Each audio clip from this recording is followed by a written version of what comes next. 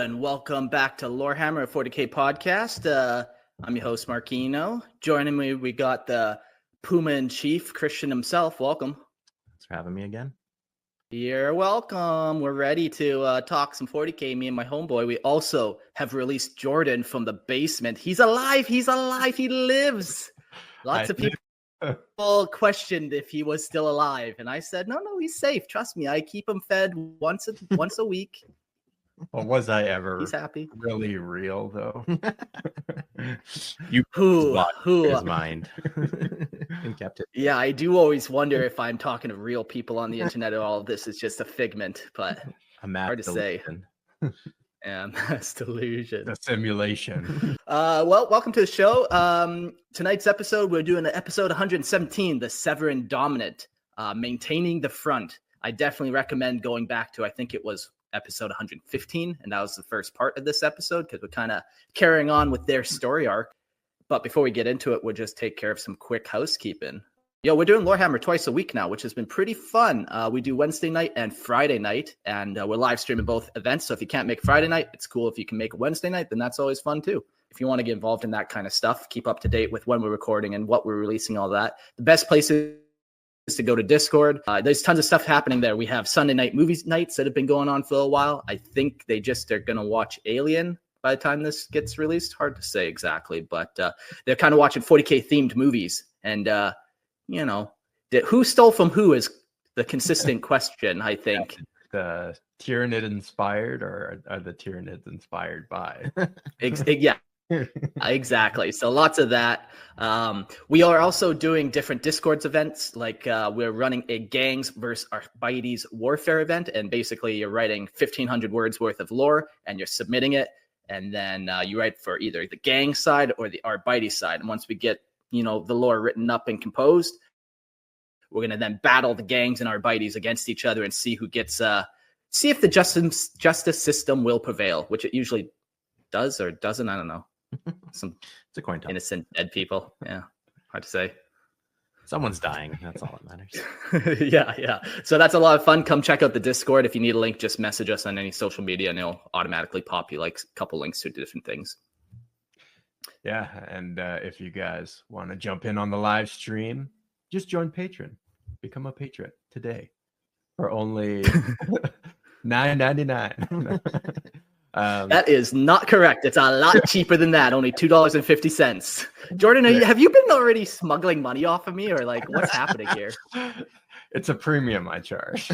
Oh God! Don't join Jordan's Patreon. Join the official Lorehammer Patreon, and for $2.50, you actually get some benefits.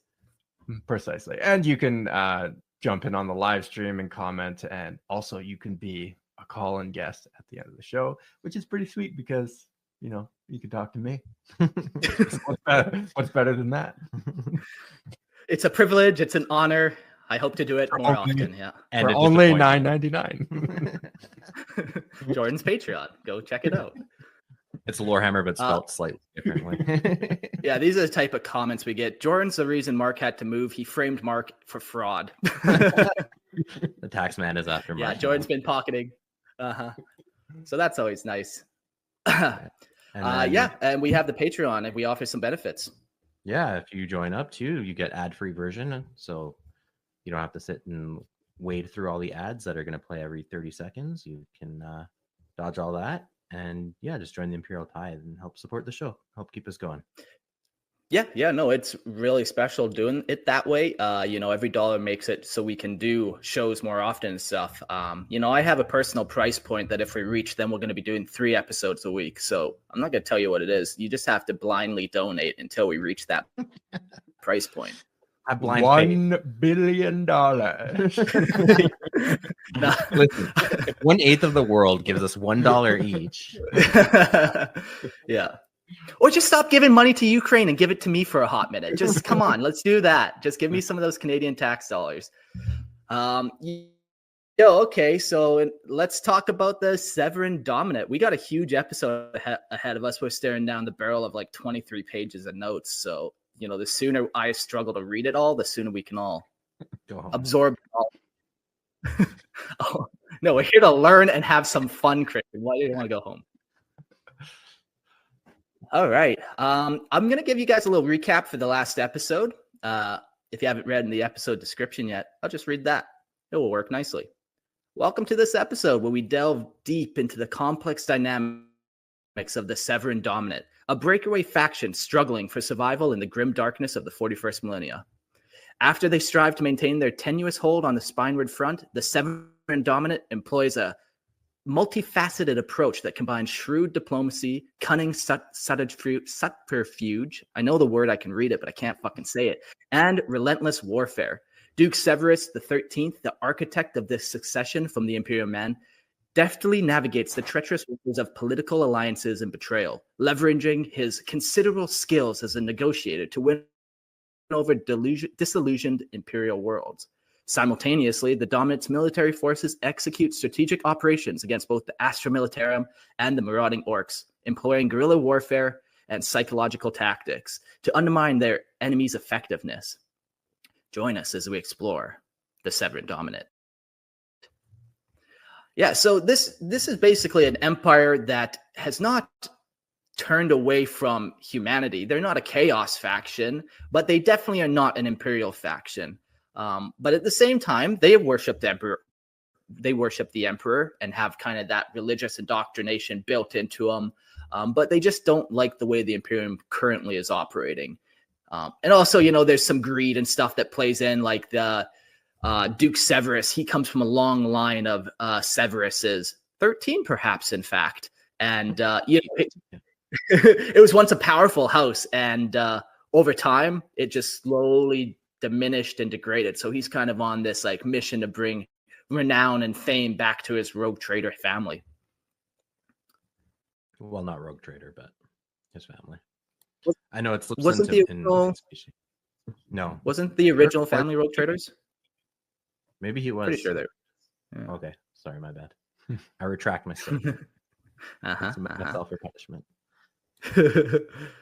So in this episode, we're going to be talking about how they do diplomatic stuff, some of their tactics, kind of how they relate with other species or humans in this part of the segmentum, where the last one was kind of more of a history episode. So we're going to start with the diplomacy and how they kind of actually navigate these treacherous waters. When the war erupted on the Spinward Front, the Severan Dominate was far from prepared for the endless struggle. Duke Severus XIII had spent long calculated years preparing for succession, only for the blight of Wog Grimtooth to strike without warning, plunging the Dominate into a brutal two-front war against impossible odds. Now the Duke races desperately to keep his army supplied while balancing a precarious alliance with the Dark Drakari at the Children of Thorns. With resources dwindling at every turn, the Dominate's survival grows ever more tenuous. Severus's only real hope now lies in the ruthless tactic, manipulating his enemies to tear each other apart, all the while scavenging every last asset to sustain his war. His diplomacy echoes the schemes that birthed his fledgling domain, deception at every turn, endless feints, and no promise too grand or lie too venomous. The Severan Dominate knows its back is against a wall. Morality is a luxury few can afford. Ducal Legate, proclaiming himself the rightful ruler of diverse worlds, Duke Severus XIII demanded unwavering obedience, a task entrusted to his agents, the Ducal Legates. These figures are not merely loyalists, but are imbued with Severus's vision, dedicated to binding planetary governments and militaries under his iron will. For the Duke's subjects, allegiance rests on belief that his rule is merciful compared to the Imperium's, a belief that the legates are adept at cultivating through diplomacy. Yeah, this has kind of been his big tactic in this whole thing. It's like the Imperium is spilling your blood and not giving you the resources you need. And then he comes in with this lie. I can offer you something better. It might not be perfect, but I promise you it will be better. We can build a new empire together, and very optimistic. He weaves this optimistic tale in the grim dark that many people find alluring. Yeah. Doesn't he even almost promise like almost a shred of democracy or freedom to them too, that he just dangles in front of them as like, things are rough now, but in the near future, you totally are going to have more rights and things. Yeah, isn't that the fun way to do it for a dictator? I promise you, once all conflict is over, you will be free. Yeah, I don't think it. I don't think it works out that way, but maybe we'll find out. Yet when loyalty falters, ducal legates transform into judge, jury, and executioner. They fabricate crimes if needed, silencing dissent in the shadows, ensuring that troublesome leaders vanish quietly and that the whispers of justice appease the masses. Ruthless as any imperial commissar, legates mask their severity with charm, blending persuasion and control to reinforce the dominate's image as a benevolent power. To maintain the Duke's reputation, they operate in the guise of independence, letting the people think they hold authority, even as the legates quietly shape their every choice. For those who defy them, however, the legate's civility fades swiftly. Beneath the charm lies a schemer's mind, ever ready to crush resistance by whatever means necessary. So this is like... it's like the illusion of choice, right? Where you have like one side, like the Imperium is very outwardly and obviously like very controlling. And then on the other side, you're like equally controlling and brainwashing, but they give you the perception that you have freedom, that you're choosing this for yourself. But if anyone like strays, they just quietly execute you instead of executing you in front of all the guardsmen to instill that fear and discipline in everyone. Instead, they just pull you out quietly out of the crowd and execute you in the alley. Yeah, and then if like somebody does have something to say, they're like, well, they fabricate a crime. He was a traitor. He was giving resources to the Imperium, or whatever nonsense they want to come up with to kind of just throw you under that. It's a lot more insidious. Galactic bus. It's a lot easier to control the narrative too, if you're, doing things quietly rather than. A lot of things can go wrong when you do it in public. Yeah. Jordan knows from his time as a South American warlord. Get exiled. You get too brutal too publicly. Never make a martyr. Number one rule of being a dictator. Yeah, okay. Jordan's books on dictatorship, part 1. So, Drukhari, the Children of Thorns. The Drukhari Cabal, known as the Children of Thorns, has long viewed the sparse human settlements in the periphery as ripe for exploitation. In the era before the Imperium's arrival, these worlds were easily plundered for slaves to feel the Drukhari's endless hunger in Comera. Yet, as Imperial forces tightened their grip, even these once pliant territories grew resistant to the predations of the Cabal. Enter Severus XIII. No, 13th. Sorry, reading Roman numerals here. When the Duke offered to lower planetary defenses in exchange for aid in consolidating his nascent empire, the Children of Thorns saw the opportunity and struck a swift accord. Since then, Severus has coldly sacrificed entire worlds to his allies, delivering hundreds of thousands of citizens to the pits of Comera. Remorse has no place in his calculations. He is resolute in his belief that without the Drukhari support, the Severan Dominate would already lie in ruin. Yet cracks have begun to show. As he loses control of the planets, Severus finds himself incapable of fulfilling his end of the bargain, leaving fewer suitable worlds to send to his Xenos allies. Already, the forces of the Imperium have reclaimed numerous systems, hardening them against further slave raids and limiting Drukhari opportunities for easy spoils.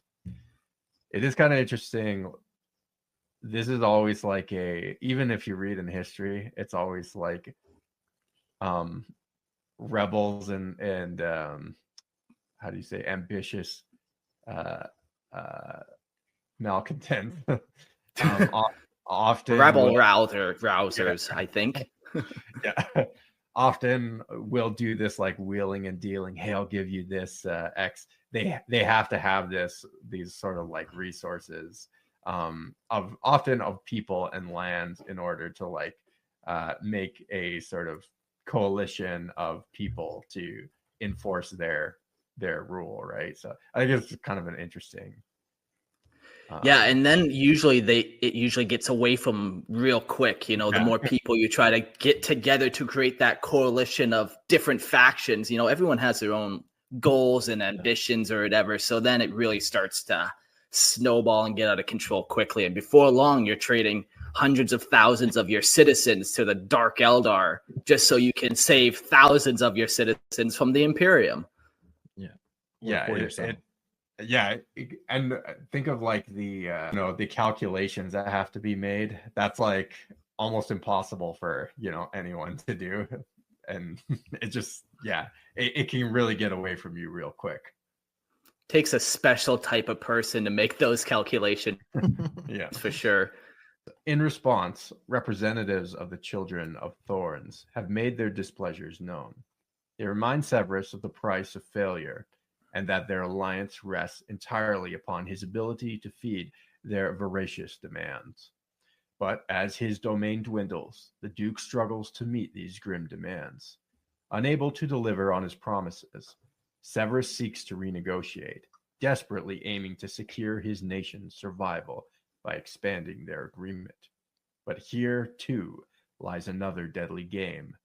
Neither the Severan Dominate nor the Drukhari Cabal truly negotiates in good faith. Each side conceals lies within lies, hoping to exploit the other before the alliance fractures beyond repair.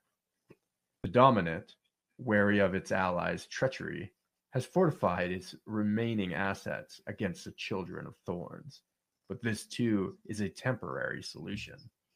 The Cabal's technology remains vastly superior, allowing them to strike through the webway at will. Severus's forces, stretched thin by unceasing war, cannot maintain effective defenses indefinitely. With every raid, he becomes ever more reliant on the Cabal's so-called honor to strike agreed upon targets. That's such a unique dynamic of like you have these guardsmen just hunkered down in the trench holding the planet, and you got the Eldar that can pop up at any time, any place, and you almost probably have these people in the trenches almost even like praying, hoping for the Dark Eldar to arrive, and never before has an Imperial citizen hoped that from a Dark Eldar. Yet the Drukhari care nothing for his struggle. To them, Severus is a mere tool, an amusing pawn whose utility will end the moment they sense weakness.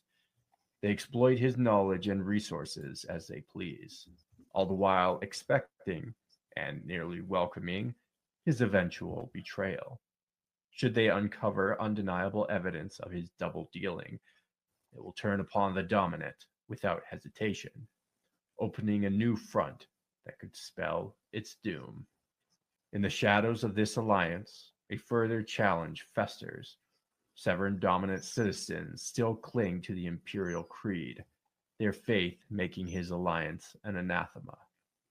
Only the highest ranks within Severus's court are privy to the truth, while legates enforce secrecy and quash rumors among the rank and file. For now, silence holds.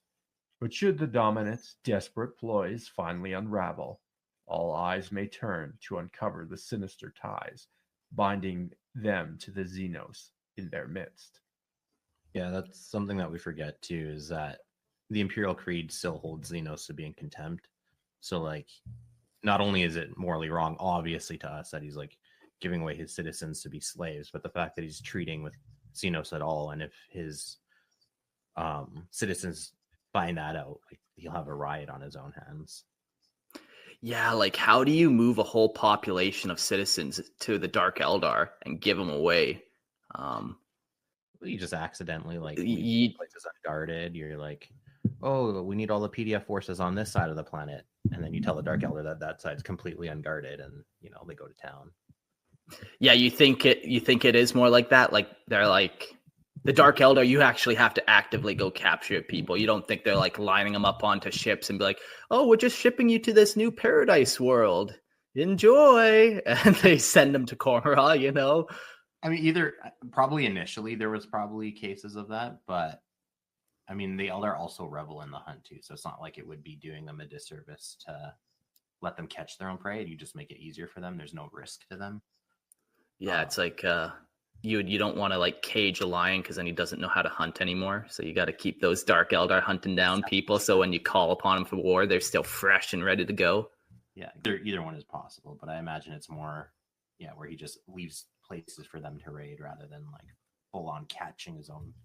But as long as none of them escape and they all end up in the hands of the Dark Eldar and there's no witnesses, then. But if you're taking hundreds and thousands of captives, you need guards, and then you have to make sure all the guards are on board with what they're doing. And it's an operation that gets out of control really quick. Yeah, absolutely. From basement to dictator. I rise to power. A story by Jordan. Perfect. Mark, you fool! You've unleashed the world to a second reign. Oh no. The Severan Dominate also has some other problems, as we know. So they're fighting the Dark Eldar, they're fighting the Imperium, and they're fighting Grimtooth. Upon taking power, Duke Severus XIII quietly began realizing his ancestors' vision of a sovereign realm. Stealthily working to free his domain from Imperial oversight, using cunning and his treacherous allies, the Children of Thorns, Severus laid plans to distance his worlds from the Imperium without attracting attention from the Calaxis sector's authorities. However, the arrival of the Ork forces in the Spinward Front introduced an unexpected threat, one the Duke was unprepared to handle. Severus realized that holding his fledgling domain might become impossible with the Orks looming and feared calling for Imperial aid, which could unravel all he had schemed to accomplish. As the Greenskin menace expanded into a full-blown war, Severus faced a crisis. Reluctantly, he pleaded for aid from Lord Sector Marius Hax of Calixis, beginning a downward spiral into the disastrous situation that now engulfs the Spinward Front. Just from the last episode, we were talking about Sector Marius Hax and kind of his relationship with Duke Severus and how they're both kind of playing this sketchy game back and forth with each other, playing each other against each other and the Imperium, where Lord Sector Marius Hax, he's like, he wants more resources for himself, more renown, more prestige. He's dealing with a lot of threats in this galaxy as well. So he's like, upping some numbers here, getting some more troops from the Imperium, or just kind of messing around like that way too. So even the Imperium is kind of worried about all the different factors going on here between the Wogs and all that. Hax knew about what Severus was up to, but willingly let it happen, which is treachery even in itself. But yeah, he let the rebellion happen because it's just like, well, the winner of that we'll deal with, whether it's the Orks or Severan. Like either way, the Imperium will come in and mop it up, but might as well let them duke it out first. Not let it reflect poorly on him that one of his sub areas of responsibilities and revolt too, right? So, yeah, lots of motivations for hiding what's going on. Without the Ork invasion, Duke Severus might have consolidated his position and declared his independence on his own terms. Instead, with the Orks ravaging his territories, his bid for succession became a race against catastrophe. In the beginning, Severus hoped his personal forces might contain the Ork tide, but they proved inadequate against Grimtooth, the largest Ork offensive in the Spinward Front in generations. Long neglected Imperial defenses crumbled, leaving Severus with few options. Many of his most vital assets had already been repurposed for his covert plans, rendering them unavailable for the Ork onslaught. Desperate, Severus consolidated his forces around key worlds, forced to watch helplessly as the Greenskins overwhelmed planet after planet. Only after heavy losses did he turn to the Imperium for support, belatedly heeding advisors who he had once silenced for voicing such concerns. By then, his control had already started to erode. Imperial assistance came through the Astra Militarum, though under their own authority rather than Severus's command. In areas where they held back the Ork to advance, the Duke lost any semblance of control, effectively handing these worlds back to the Imperium. Man, it would just suck to be on any of these planets where it's just like, okay, whose side are we going to be on? Are the Orks going to take us and enslave us? Do we fight for the Severan? Do we, go fight with the Imperial Guard, the Astra Militarum? Like, there's no winning. There's just so many people here that all want this planet. Yeah, you're just screwed from every angle. And if you pick the wrong side, you get screwed with them, right? And it's like, there's no winning. It's like, but like, okay, so what in your guys' deep knowledge of the lore, like, what gun to your head, what do you choose? Like, if it was you in that position, you paint yourself green. Yeah, try to sneak in somewhere as a little grot. Yeah. I think I would probably just, like, if I was actually there, probably side with the Severan Dominate. That's what I was thinking too. It's just more local, more familiar. There's already been 13 generations of this family that has been, how many people have heard of that Sector Lord Hax, where, probably everyone there has heard of Severus XIII. So yeah, like better the devil, Yeah. Yeah, and then if you're like subjected to all the propaganda of Severus, that Severus is obviously the good guy. Obviously. As when you're a dictator, you know how effective propaganda. So Very good. Yeah. Lord Sector Hax exploited this opportunity to reclaim key worlds and weaken Severus's grasp on his remaining territories. Some suggest Hax had long been aware of the Duke's treachery, but chose to wait for a politically advantageous moment to intervene. Beset on all sides by Orks, Imperial forces, treacherous Drukari allies, and marauding Chaos warbands led by Sektop the False Whisperer, Duke Severus had little choice but to openly declare his Severan Dominate. The Imperium responded, with Hax and Astra Militarum rallying to reconquer the Defiant Worlds and crush Severus's ambition. Meanwhile, the Ork rampaged on, seemingly indifferent to humans' politics. Their chaotic advance continued unchecked, sowing devastation across the periphery and beyond, a threat to both the Severan Dominate and Imperial forces alike.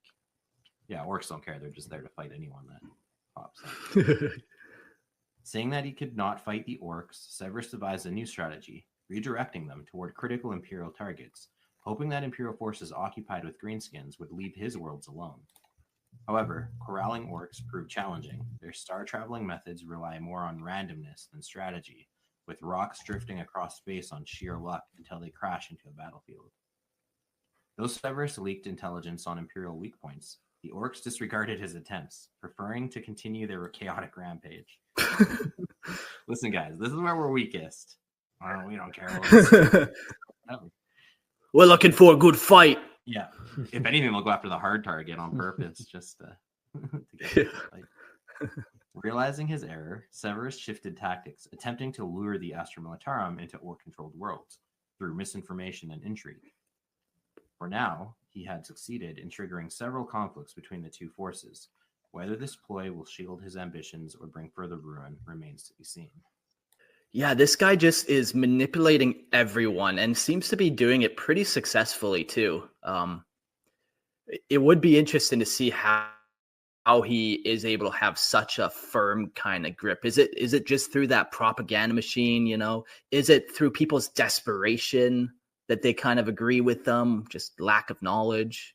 All of the above. All of the above, for sure. Because another faction that gets tangled up, as we've mentioned, is the Astra Militarum. And to Duke Severus XIII, the armies of the Astra Militarum are the most profound threat in the Spinward Front. It is not simply because they could overpower his strained forces, although they certainly could, nor is it only due to their ability to contain Wog Grimtooth or outmatch his Drukari allies, the Children of the Thorns, who are limited to piracy and raiding under the Imperial's watchful eye. Severus fears the Astra Militarum because he knows the Imperium now holds him personally accountable for the succession of the Severan Dominate. Yeah, it's named after you, so I'd say, yeah, you're... It wasn't me, I swear. It wasn't me.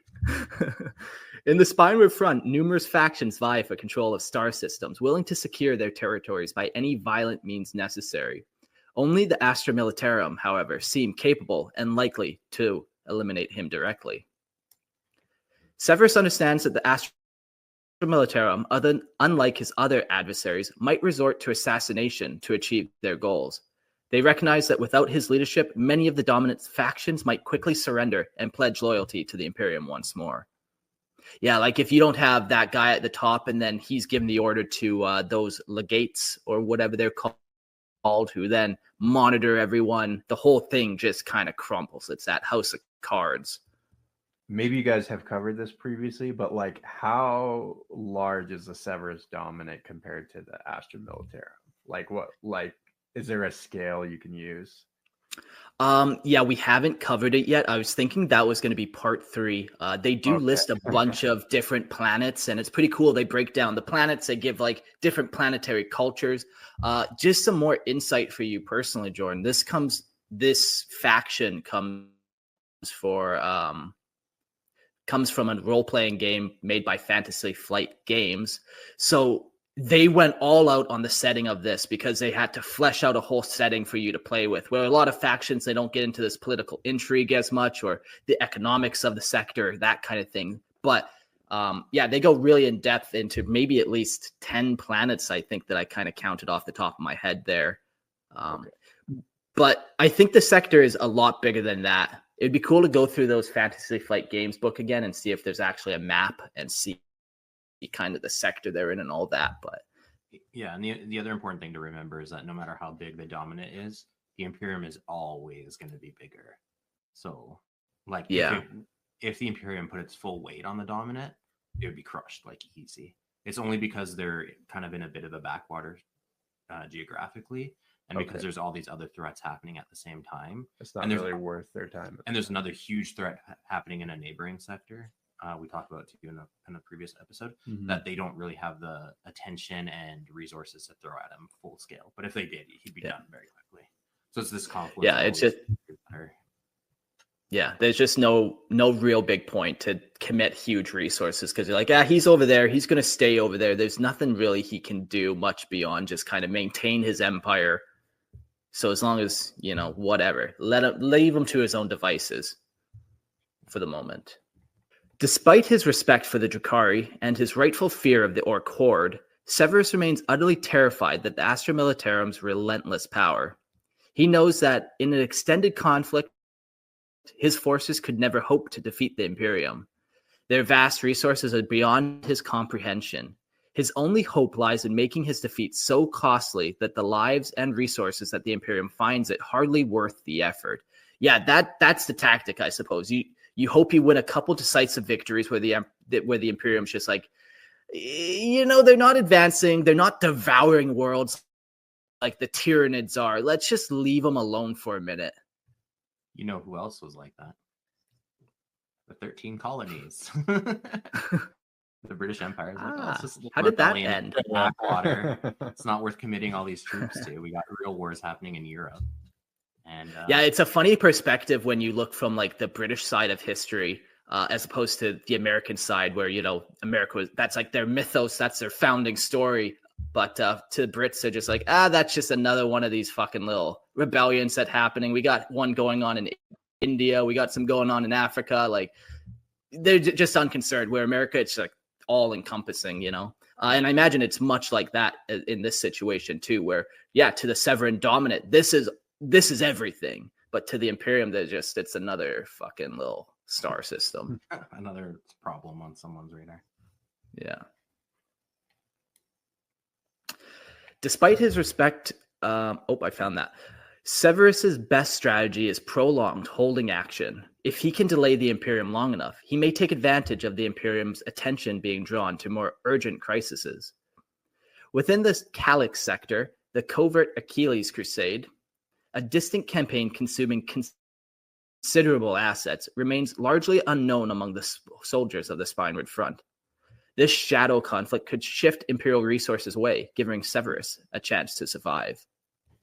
Yeah, that's that big kind of other conflict. Imperial engagement in this area, the Achilles Crusades. Similarly, if Wog Grimtooth bypassed the Severan Dominate and threatens the Imperium directly, it might provide a perfect diversion. Thus, Severus's forces on stalling for time, hoping that such a crisis will force the Imperium to shift its focus. To hasten this, Duke Severus XIII had begun orchestrating his own chaos to lure the Astra Militarum elsewhere. Although his betrayal of the emperor is now common knowledge, he maintains a network of powerful contacts within the Calyx sector. He offers bribes and promises power to those who might create a disruptive crisis, one significant enough to pull Imperial forces away. If even troops are diverted, Severus could use the breathing room to fortify his holdings, preparing them for resistance against an inevitable assault. These promises should bear fruit, but might elevate certain Imperial contacts to powerful nobility within the Severan Dominate. Yeah, the comments. Orchestrated with Orc. Yeah, you get that kind of comment out of there. This is the comment we want. America, fuck yeah. Gonna save the Severan Dominate. Yeah, yeah, it's kind of interesting how they do this. Like, we've talked many times about how the Imperium's greatest resources is like the population that they have. So you can kind of just imagine Duke Severus XIII just telling some worlds nearby, like, hey, just stop paying your people tithe. Just stop paying it. And then that will get the Imperium's attention right away and then cause the Imperium to go investigate that. Like, why aren't we getting our tithes? Like, as soon as you stop paying the tax man, you've drawn his ire for sure. Yeah, or like just screwing up paperwork and like, oh, we sent a bunch of troops to the wrong area, or all their guns went one way and all the soldiers went the other way, and whoops. Yeah. Guns on this side of the sector, ammo on this side. Exactly, right? Like just delaying, just causing problems. Within the Imperium, there are always those who would trade a minor role within the Empire for a predominant one among the secessionists. Though such traders must remain vigilant to avoid the Imperium's wrath. Severus faces another complication. His cause is founded on deception. Loyal servants of the Emperor need only speak truth to Severan Dominate forces to reveal the betrayal that they have all been lured into. They're just yelling back and forth across the trench line.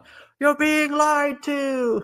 Just like Severus must work tirelessly, weaving new stories to sustain his lie.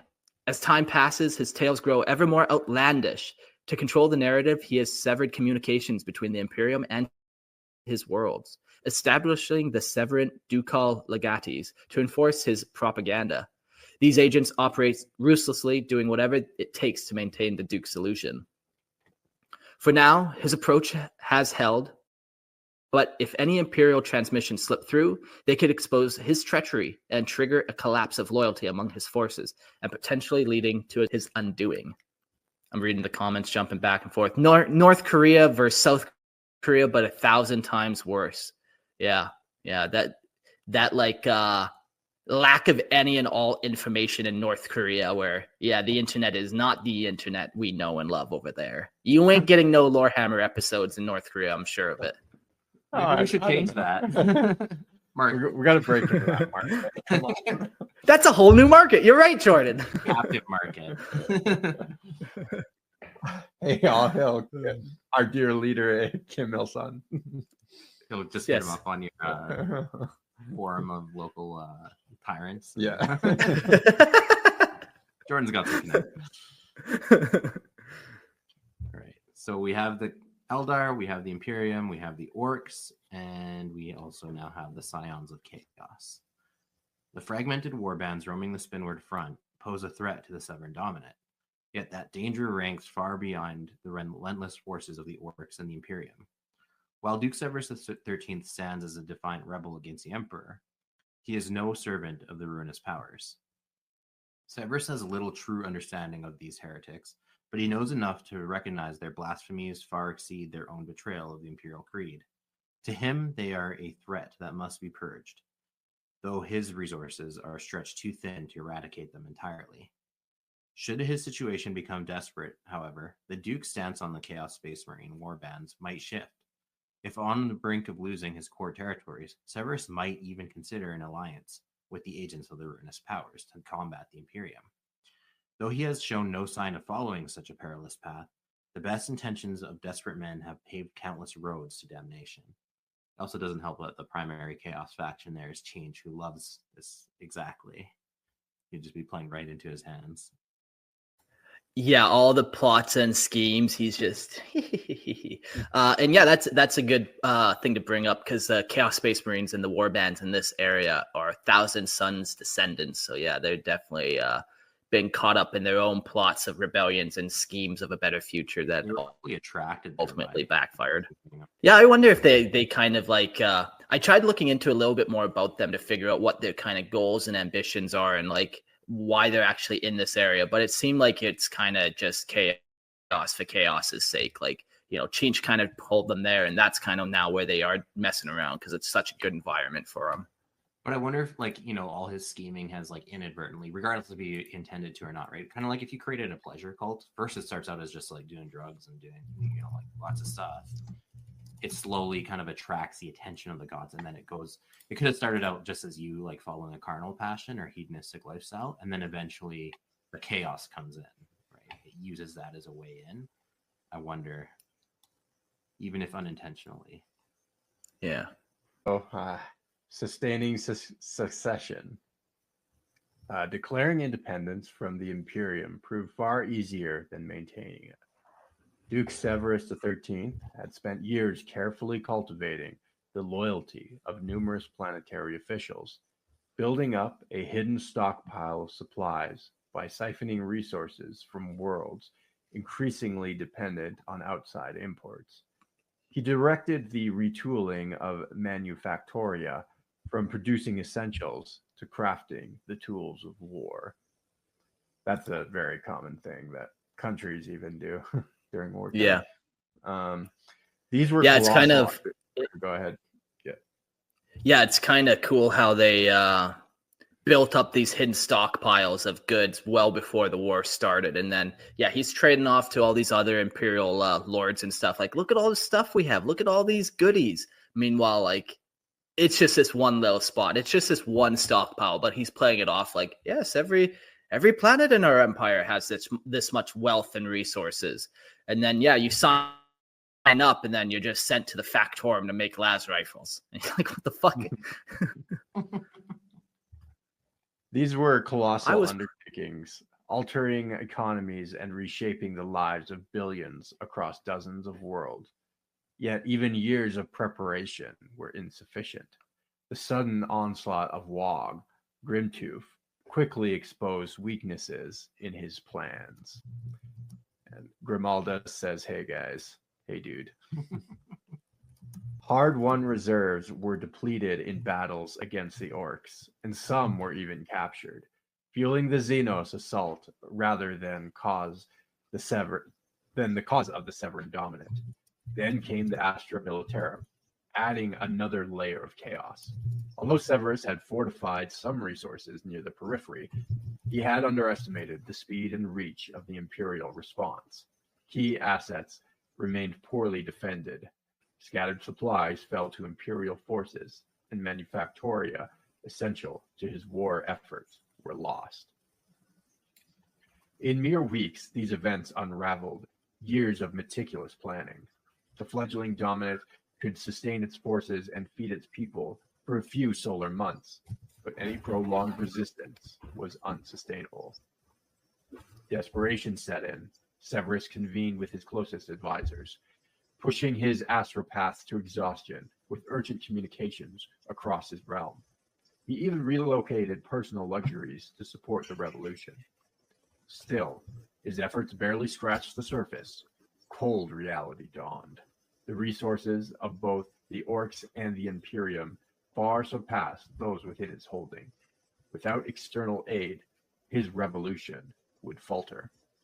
Securing outside support came at a steep cost. To stabilize his domain, he needed allies, yet he had to ensure the fledgling nation could someday repay these debts. Severan leaders considered two primary options: trade or alliances. By trading non-military resources, the Dominant acquired some essentials, though often on punishing terms from wary, self-interested partners. Despite the risks, the Duke and his governor signed numerous trade agreements showing promise, others clearly exploitative. When trade fell short, Severus turned to alliances, bartering promises of future repayment. Yet most demands from allies far outweighed the goods received, pushing Dominate into potentially ruinous obligations. Yeah, I can just picture him just, he has these 10 worlds and he's really just shuffling resources between these worlds. He makes a deal with this one, like, yeah, I'll give you the resources you need. So he takes it from planet A and gives it to planet B. And then planet C is like, we need resources. So planet B's resources then go to planet C. And it's just like never ending train of being able to catch up to, the demand of this sector in the war. They just will never really be able to meet it. But he's playing this lying game where he takes from one planet to give to another, but no new resources have really been created. No new, nothing has really been pushed forward. Everything's just reallocated. Yep. It's a hell of a thing. It's a bad position to be in. In fact, if the Dominate somehow holds its independence for a century post-war, only 2% of these favors would be repaid. These commitments almost guarantee millennia of servitude to treaty partners, even if they escape the Imperium. Yeah, so kind of damned if you do, damned if you don't. Still, Severus has no choice but to pursue every ally and trade agreement he can find. Current pacts alone cannot safeguard the Severan Dominate through this crisis. His authority hinges on the loyalty of planetary governors and the people whom he's convinced to support his vision, asking them to sacrifice against the Imperium's iron grip. But this cause stands on lies and half-truths. As he courts foreign aid, Severus must maintain these deceptions, even among his closest supporters. If planetary leaders were to uncover these staggering concessions made in their names, many might abandon his cause, fleeing back to the Imperium for the stability it still represents, despite its tyranny. Yeah, it's interesting, this family comes from those rogue traders and how willing he is to just trade with everyone, make all these different deals, regardless of how bad they are. It's this tie back to not very many people, I think, are willing to negotiate and deal in the same way that he is, despite his lack of negotiating power, really. He is able, though, to negotiate with a couple different people. He's able to gain some allies and extra resources. One of the big things that he is able to do, since he does have these rogue trader ties, and he's able to get other rogue traders onto his side. So let's talk about some of those guys first. Several rogue traders venture beyond the borders of the periphery subsector, where untamed worlds lie open for conquest by those with well-equipped vessel and resolve to wield it. Armed with a warrant of trade, these traders are generally expected to adhere to the Imperium's laws when operating within its reach. However, since the succession, a few audacious rogue traders claim that they now have full authority to conduct trade within the Severan Dominate. Just like Imperial Navy. Yeah. Just another market.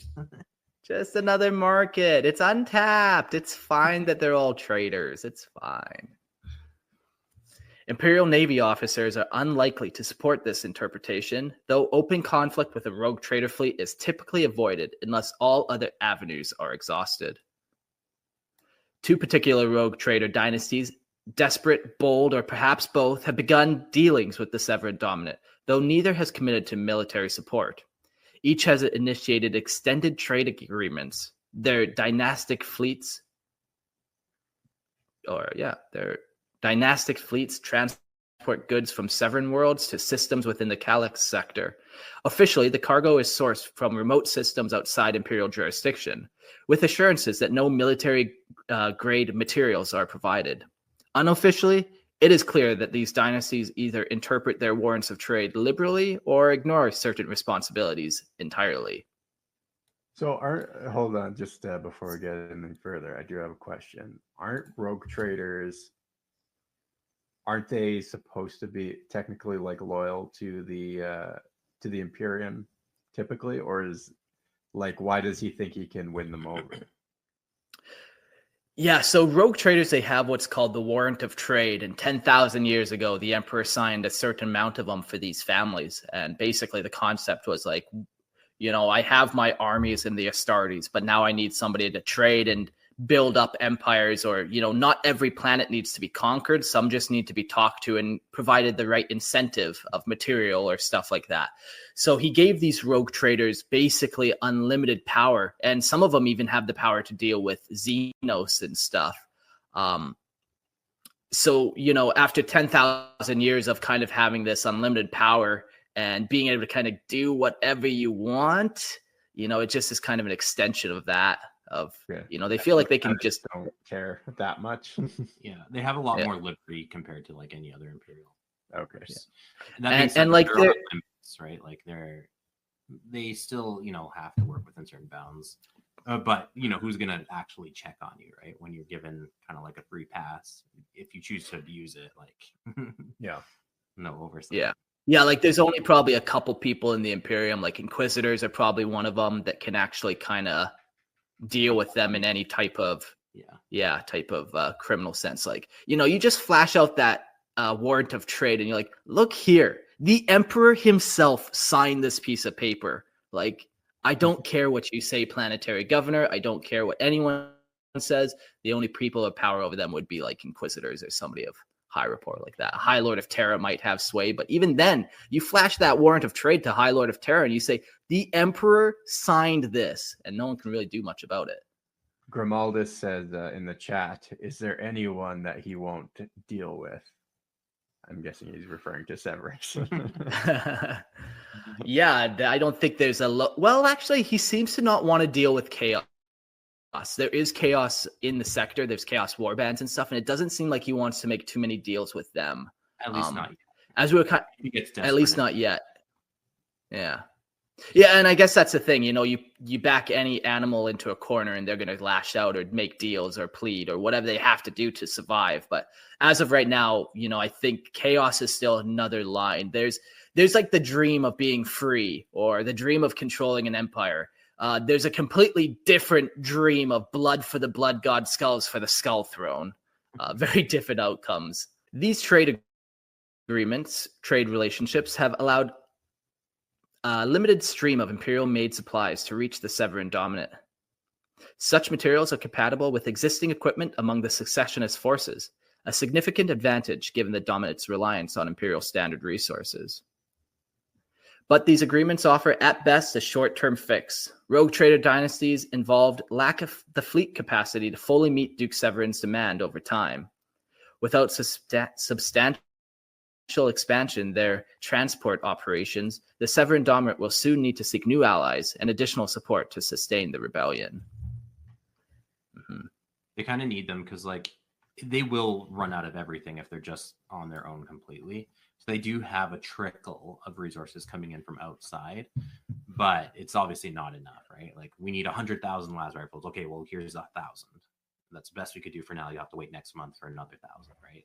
So it's just this constant balancing act of resource. Yeah, he's playing like the ultimate like resource management RTS right now. Yeah, Aren't just we aren't we all? So let's zoom out a little bit into the Scarus sector. The warp conduit to the neighboring Scarus sector offers Duke Severus XIII and his followers a valuable yet precarious lifeline, providing an alternative route unchallenged by Imperial forces. This unimpeded access raises a critical opportunity for trade, a route some of the Duke's advisors speculate remains unopposed due to the influence of Lord Sector Marius Hax of Calixis. Whether out of ego or calculated plan to concentrate Imperial resources within Calixis, Hax may be keeping the rebellion as an isolated sector matter, rather than elevating it to a threat against the Imperium at large. Unless the authorities in Scarus sector take decisive action to seal off the conduit, this warp route remains a potential channel for supplies between the Severan Dominate and outer Imperial territories. Officially, trade is prohibited, but unofficially, many void ships and even independent traders circumvent these restrictions to exchange goods across the passage. Scarus sector's leadership may even remain unaware of the Severan Dominate's existence, resulting in relatively unchecked trade between the periphery worlds and systems beyond.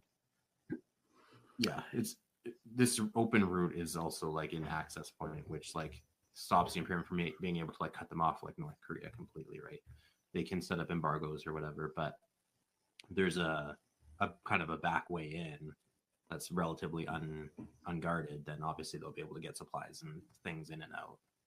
Which makes sense. Yeah, like, and if in a lot of like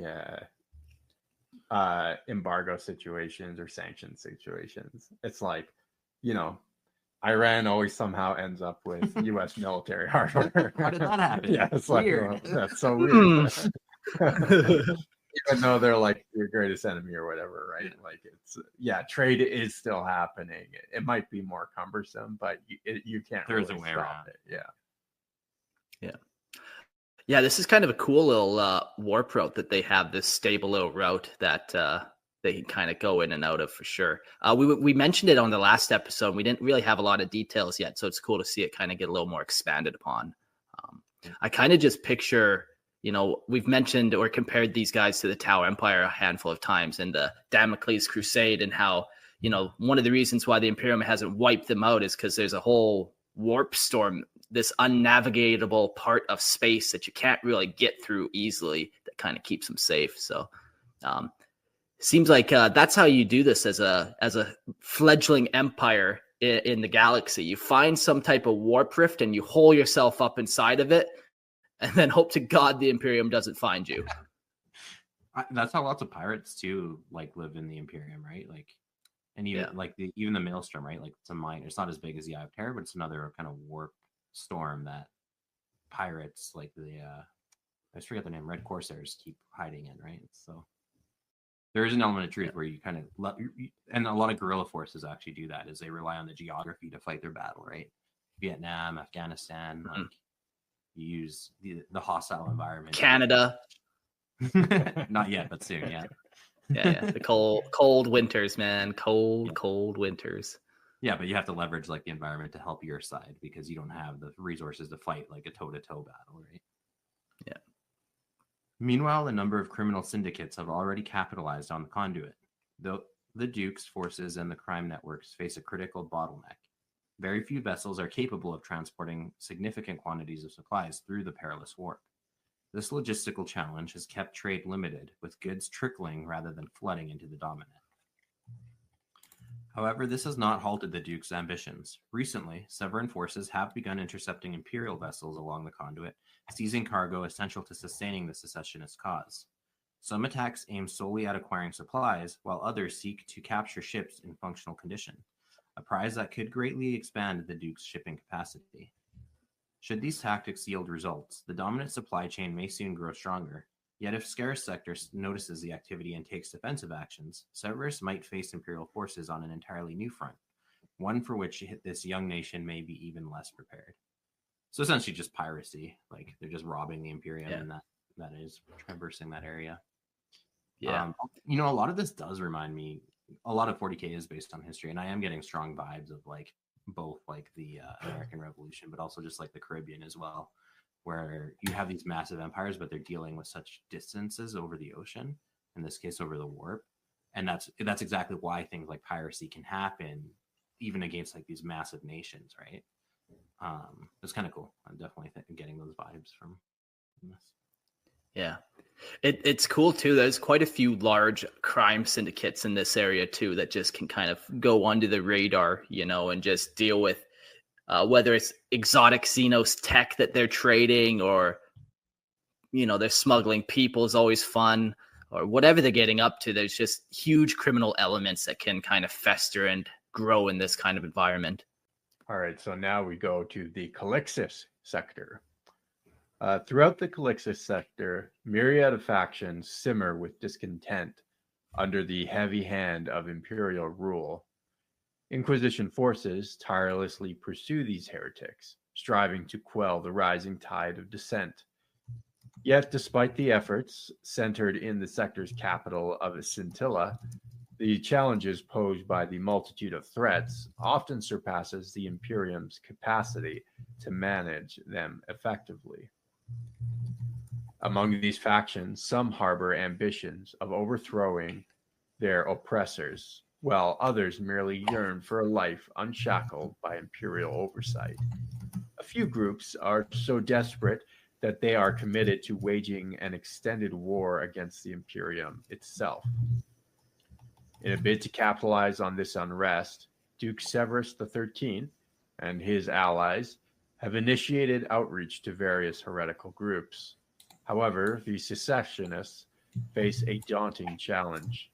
Navigating the complexities of locating these factions is far more difficult for them than for the Inquisition, as the traitors cannot traverse imperial space with ease. Conversely, a handful of these heretical factions have taken the initiative to establish contact with the secessionists, eager to explore potential alliances. At present, the most formidable obstacles to collaborate lie in establishing secure lines of communication and transportation between the Severan Dominate and the Calixtus sector.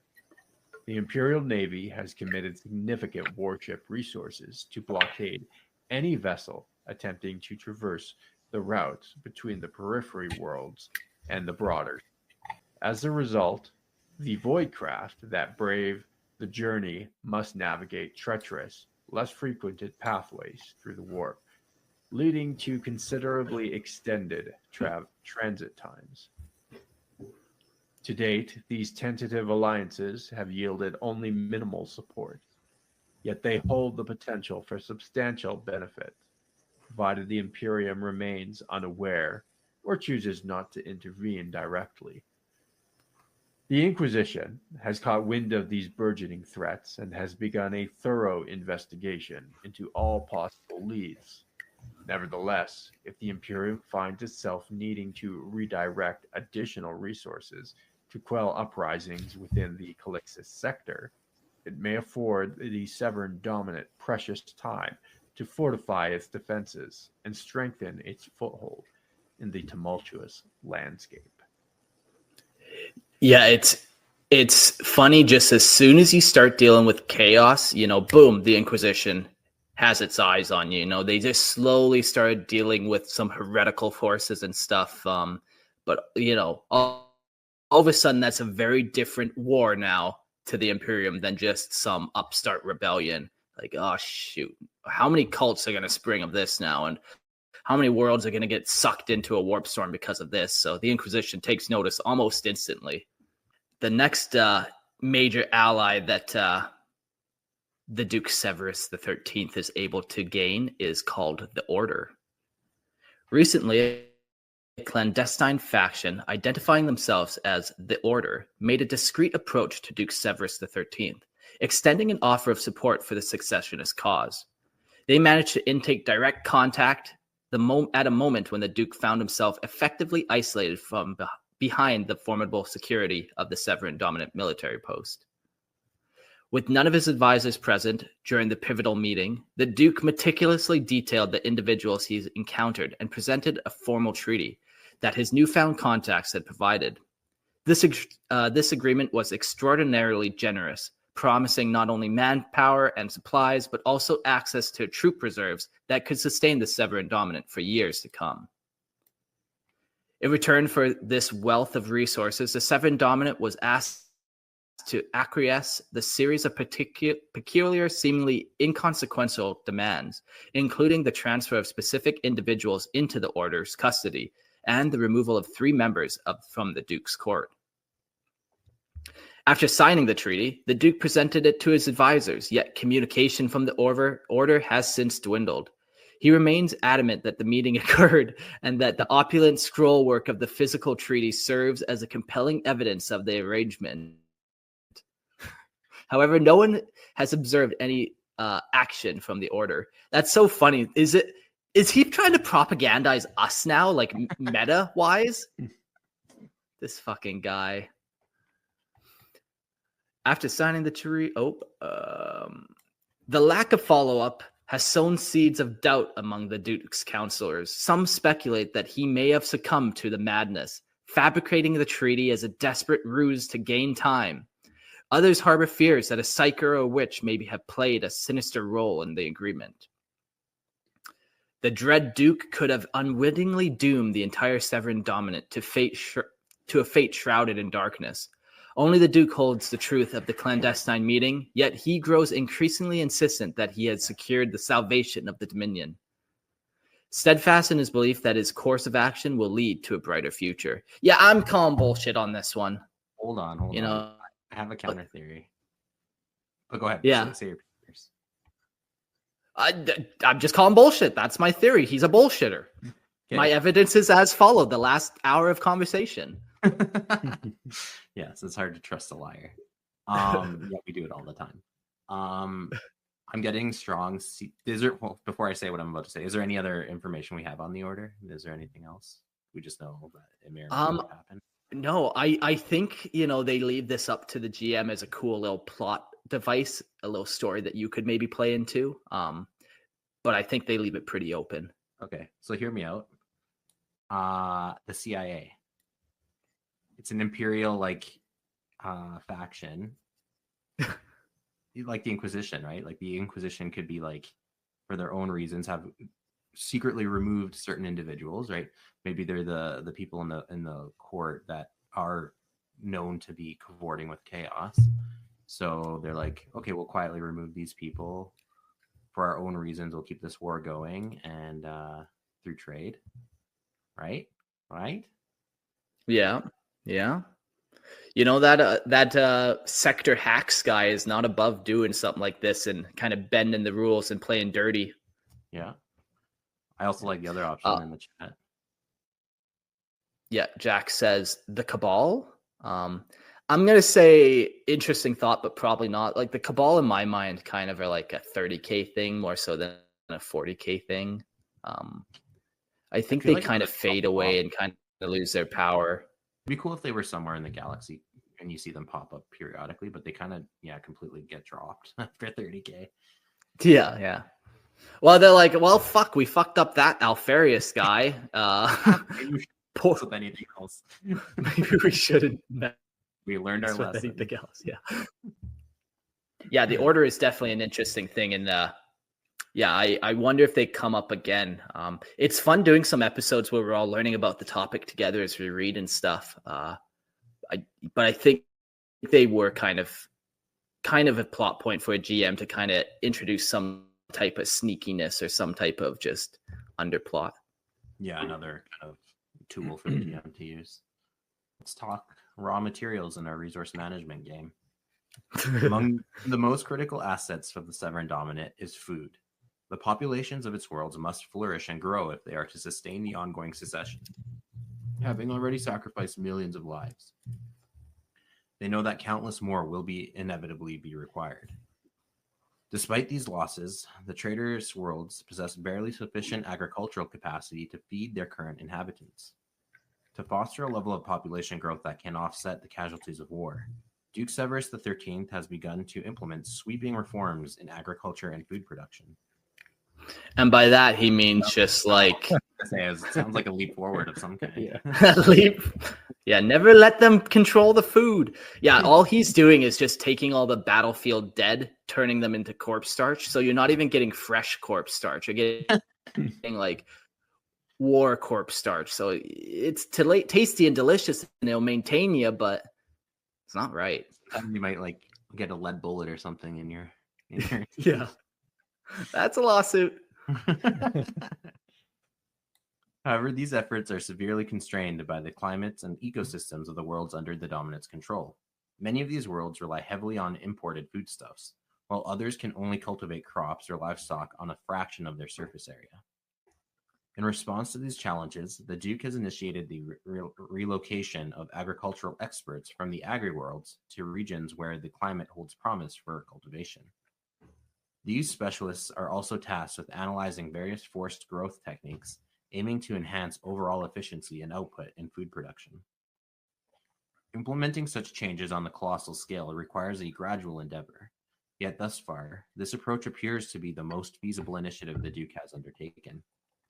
Conversely, other attempts to secure raw materials have yielded significantly less success. The Duke's advisors have launched several mining and deforestation projects. However, none have uncovered promising locations or unexpected reserves of materials. In two notable instances, efforts to utilize materials sourced from alternative locations have actually hampered manufacturing capacities. These slowdowns have occurred because the substitute materials proved largely incompatible with existing techniques employed at the manufactoria, compounding the difficulties faced by the Severan Dominate in their struggle for sustainability. Guys just need nuclear reactors. Come on. Yeah. Come on. Uranium, Christian. Yeah, and then if you have a mishap too, you get like superfood. Your corn grows twice the size. Yeah. And that's how he gets his It goes great forced with all the cancer. food growth techniques. Yeah. Yeah, I do wonder how much like terraforming ability this guy has, or like what these growth techniques actually look like. Does he have access to some like STCs, or is it literally just like, if we water more, the food will grow? So the Severan Dominate's manufacturing capacity is severely constrained, wholly reliant on the cooperation of representatives from the machine cult. Generally, the Adeptus Mechanicus has withdrawn its support from the secessionists. In several instances, manufactoria have been forced to shut down entirely after critical components were destroyed or concealed. Yeah, this is the first time we've really heard about the Adeptus Mechanicus in this area, and seems like they lost a couple things and like, we're out of here. Yeah. Adios. You destroyed my cool factory. Adios. Yeah. Or they broke it themselves on purpose. So like, yeah, we're not taking part in this.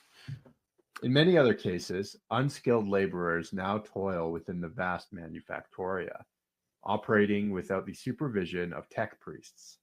Tragically, numerous workers have already lost their lives due to malfunctions arising from negligence and improper use of equipment.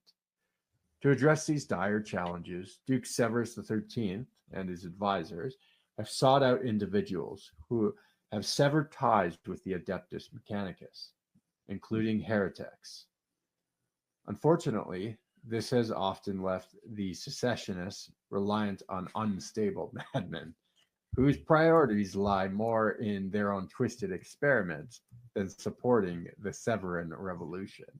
Man, Severus really just will ally himself to anyone. Yeah. I feel like chaos is coming. He's gonna go to chaos. Yeah, there's been a couple more hints of it dealing with heretics and stuff, and yeah, it's only a matter of time, eh? You know, heretics don't necessarily also have to be chaotic either, like Severus. They could just be outcast from the machine cult specifically. And likely like free thinkers and people who are like want to pursue their own ambitions would be the perfect people to fall into that group, along with the madmen.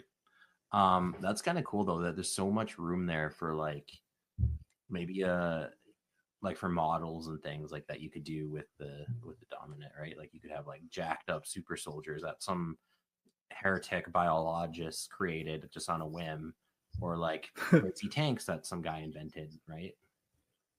Yeah. Like one-offs that are like super powerful and maybe unstable, and it's like that balance of like, okay, we deployed this super tank and it like is really devastating, but then all of a sudden and for no reason at all it blows itself up in a nuclear blast or something. Like, perfect. That's all a part of the design, I'll have you know. Yeah. And Grimaldus in the chat says, mad and free thinkers has always been a fine line. Very true. Yeah.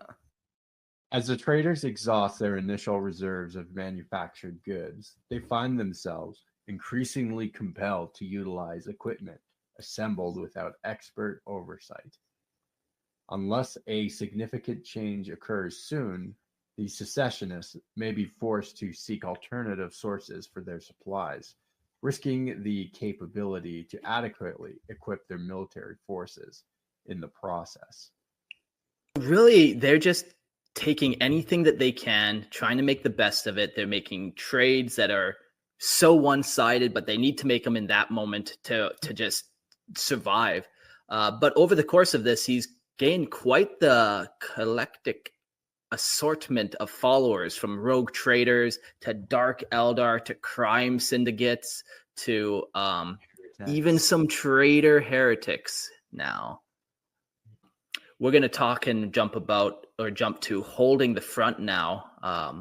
Every war has its front line, and we've kind of got a lot of this back end dealings and how, you feed some of the people, but how are they actually holding these front lines? Like, they got the manpower kind of, but there's other ways to do it than just sheer bodies and walls of people. The Severan Dominate is a relatively small domain besieged by two colossal forces, the Imperium and the relentless Wog Grimtooth.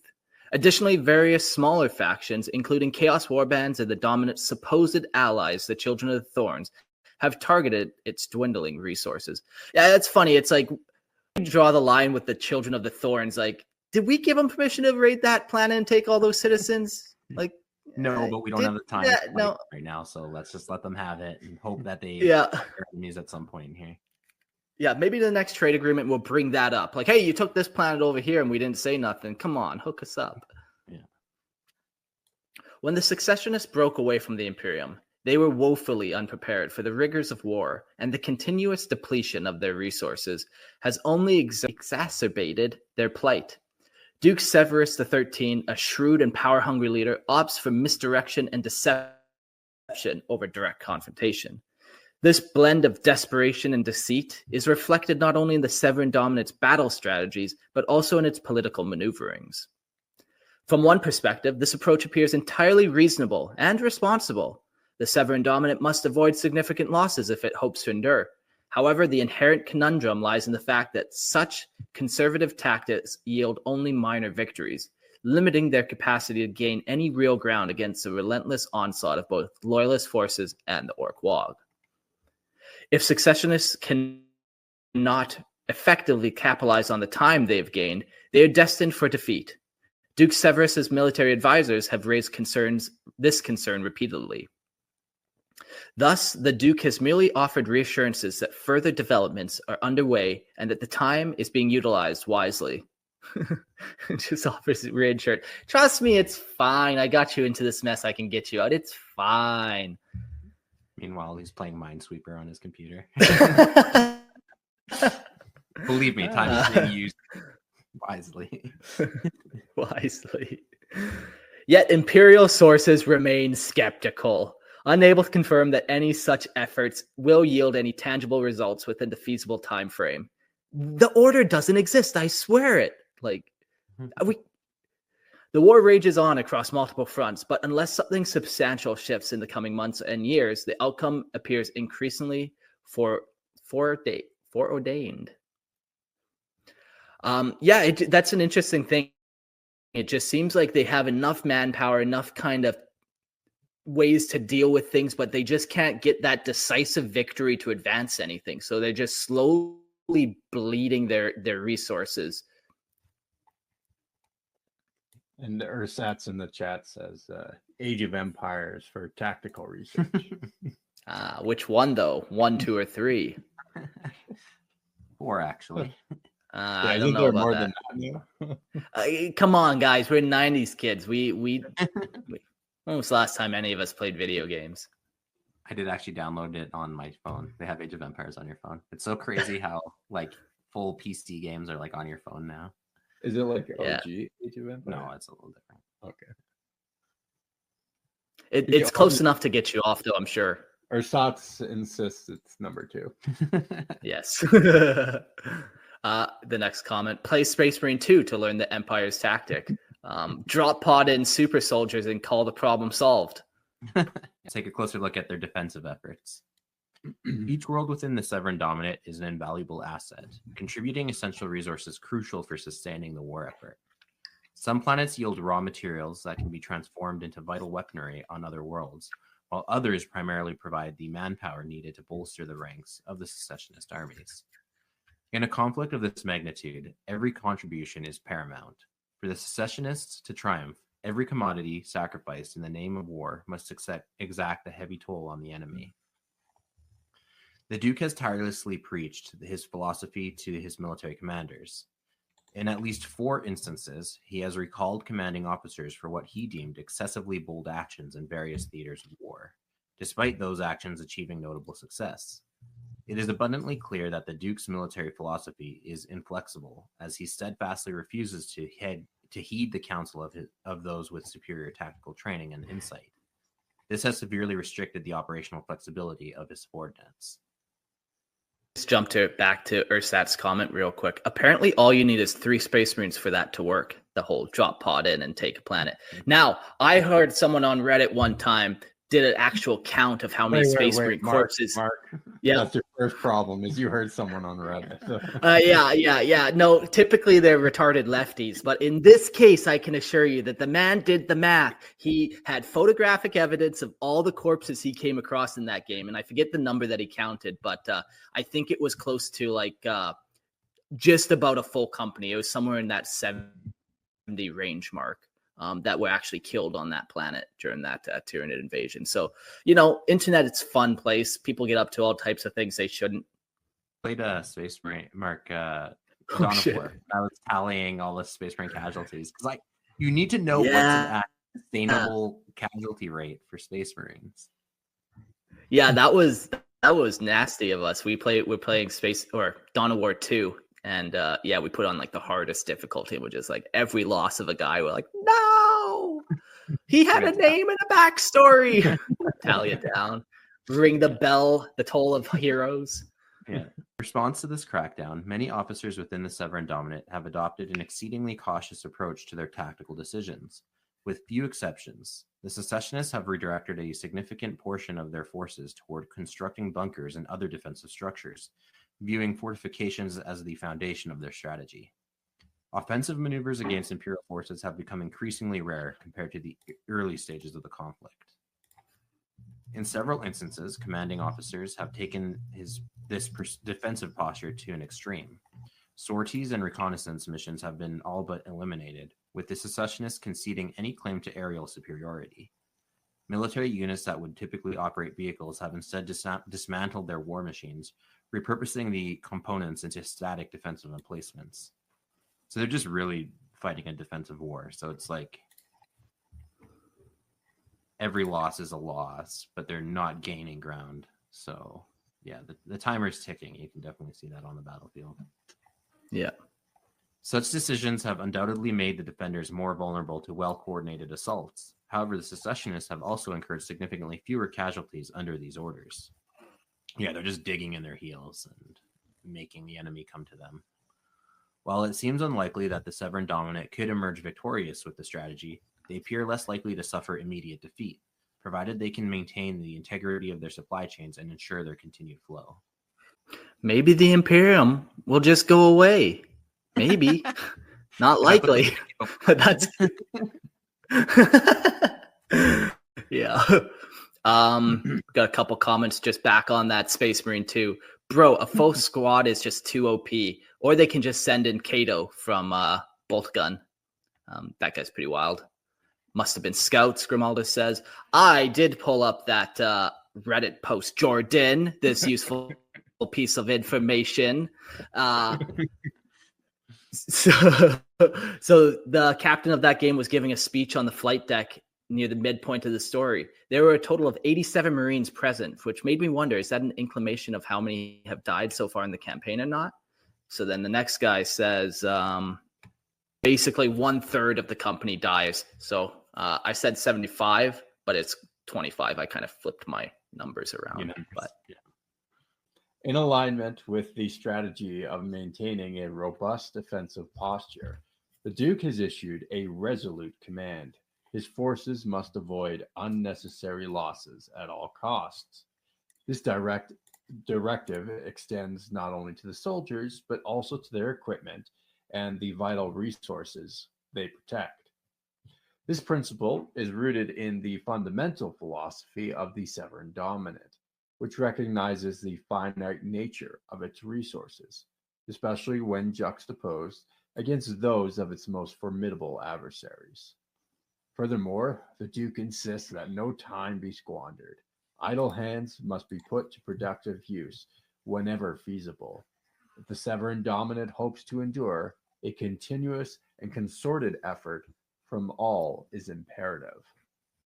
Yeah, waste not, want not. And by the way, you got to work 25-hour days just to keep the war effort going. Enjoy. Ain't no rest for the wicked. This marks a significant departure from the tactical philosophy instilled in many officers trained under the Tactica Imperialis. Traditionally, many Astra Militarum commanders relied on overwhelming numbers to achieve their objectives. With commissars notorious for executing soldiers who exhibited hesitation in battle. The secessionist forces both rejected these methods. Instead, they strive to rehabilitate troopers who display signs of cowardice or betrayal. When possible, wave tactics are supplanted by strategic artillery bombardments.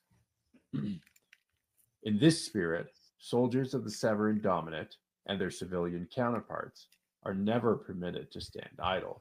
Their daily schedules are meticulously organized, leaving little room for downtime.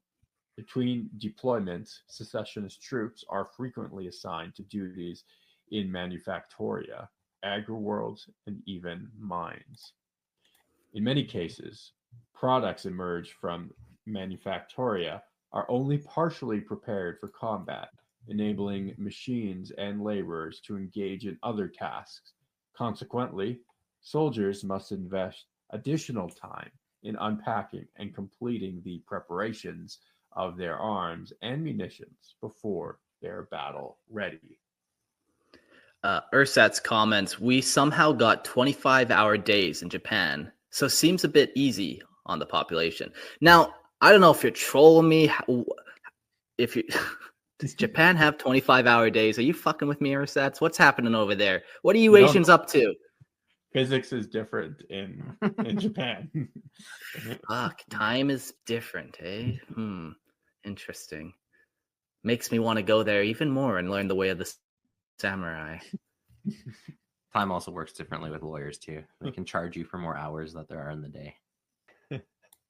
Typically, this preparation occurs during intervals that might otherwise be reserved for drills or physical training, often involving the lifting of heavy crates, which serves as an adequate workout regimen. That's what I do. Troops are also trained to salvage materials whenever possible. Leftover food is conserved and repurposed, and damaged equipment is generally repaired rather than replaced. This has resulted in secessionist soldiers donning threadbare uniforms and relying on well-worn gear. These issues are largely superficial, only surfacing during formal inspections. However, few soldiers possess the requisite training to conduct effective field repairs as time progresses and equipment continues to surpass its intended lifespan. The traders are increasingly burdened with unreliable gear. Yo, Chris, so like you've seen pictures of these guys, and maybe I'll pull up a picture for everyone else here, but they always look so sleek and clean and organized and regimented. Is that like the propaganda front that they put forward? Because like, you know, the more we read, they're like, they don't have anything, you know, everything's falling apart. They're salvaging stuff. Like, Yeah, I always picture them, and like I had never done a deep dive on them before, but yeah, I picture them as being very regimented and almost superior to like your regular guardsmen, just based off the picture and their equipment that they have. You know, marginally, they're not like super soldiers themselves, but they're wearing like flak armor, but they look more like Kasserkin, with very strong like chrome like glare.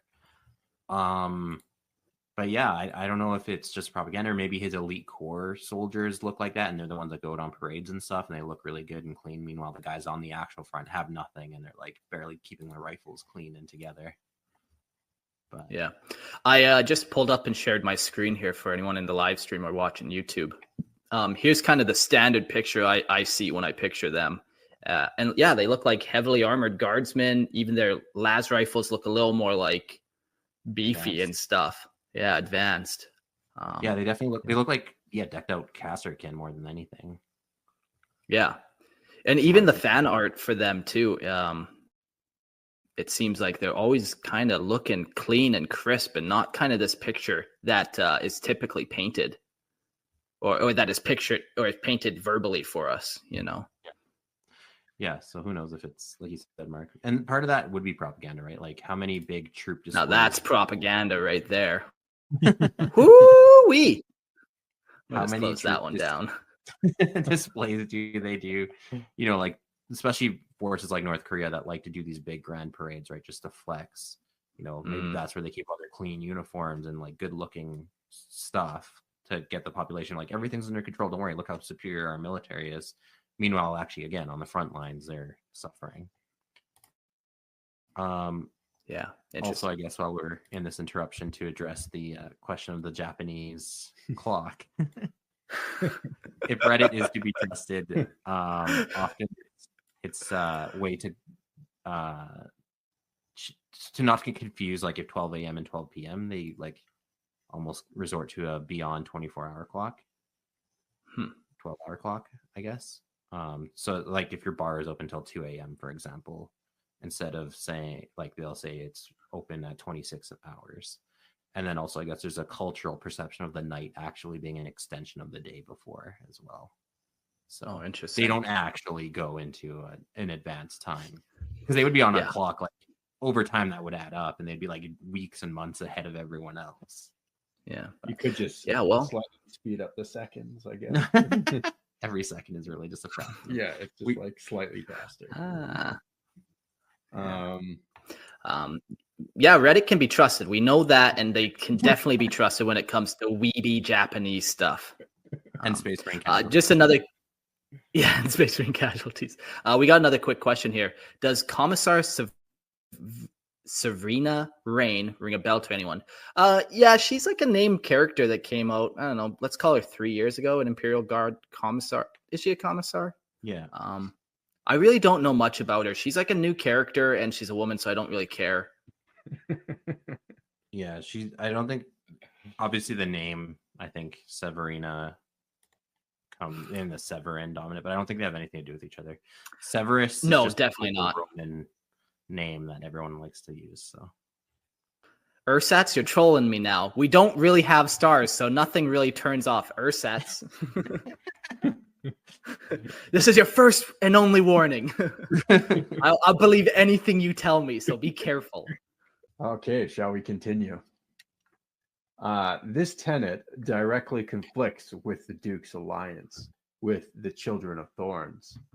The Severan Dominate has willingly sacrificed a substantial portion of its holdings, including its citizens, to satisfy the cruel whims of the Xenos. The Duke harbors no regret regarding this pact, yet he is reticent to discuss it with most of his advisors and keep the alliance a closely guarded secret from the Severan populace. Should news of the agreement and its ramifications leak, it could severely undermine his authority among his citizens and many of his line officers. That is true if you lie on a grand scale to your people and they find out about it. They typically don't. They don't like it. Another one of Jordan's lessons learned in his book. Lots of mistakes were made in Jordan's tyranny, but thankfully the people didn't have a say in it. So no harm, no foul. All right, let's look at some other tactics on the battlefield. Redirect the attacker. The arrival of Wagram II marked a pivotal moment preceding the deployment of the Astra Militarum to the Spinward Front. Before this Ork invasion, Duke Severus XIII had not fully prepared to initiate his secession from the Imperium of Man. Had the Orks not invaded, the planets beyond the periphery subsector might have continued to nominally exist under Imperial authority for another century or more. While the Imperial Guard was dispatched to halt the Ork incursion, they simultaneously grappled with the ramifications of the Severan Dominate secession. The Orks, including their highest-ranking exemplars, are notoriously indiscriminate foes, content to launch brutal assaults against anyone who stands in their path. Similarly, the troopers of the Astra Militarum exhibit little selectivity, launching attacks against any target their officers designate.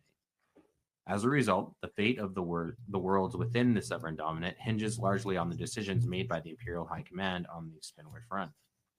Each clash between the Orks and the Astra Militarum provides the secessionists a sense of relief, allowing them to witness their deadliest foes engage in conflict with one another.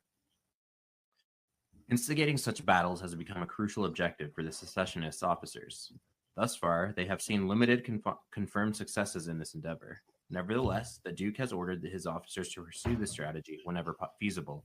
He's even proposed methods of effectively to lure the Wa away from the holdings of the Severan Dominate and redirect their attention toward the worlds of the Calixtus sector.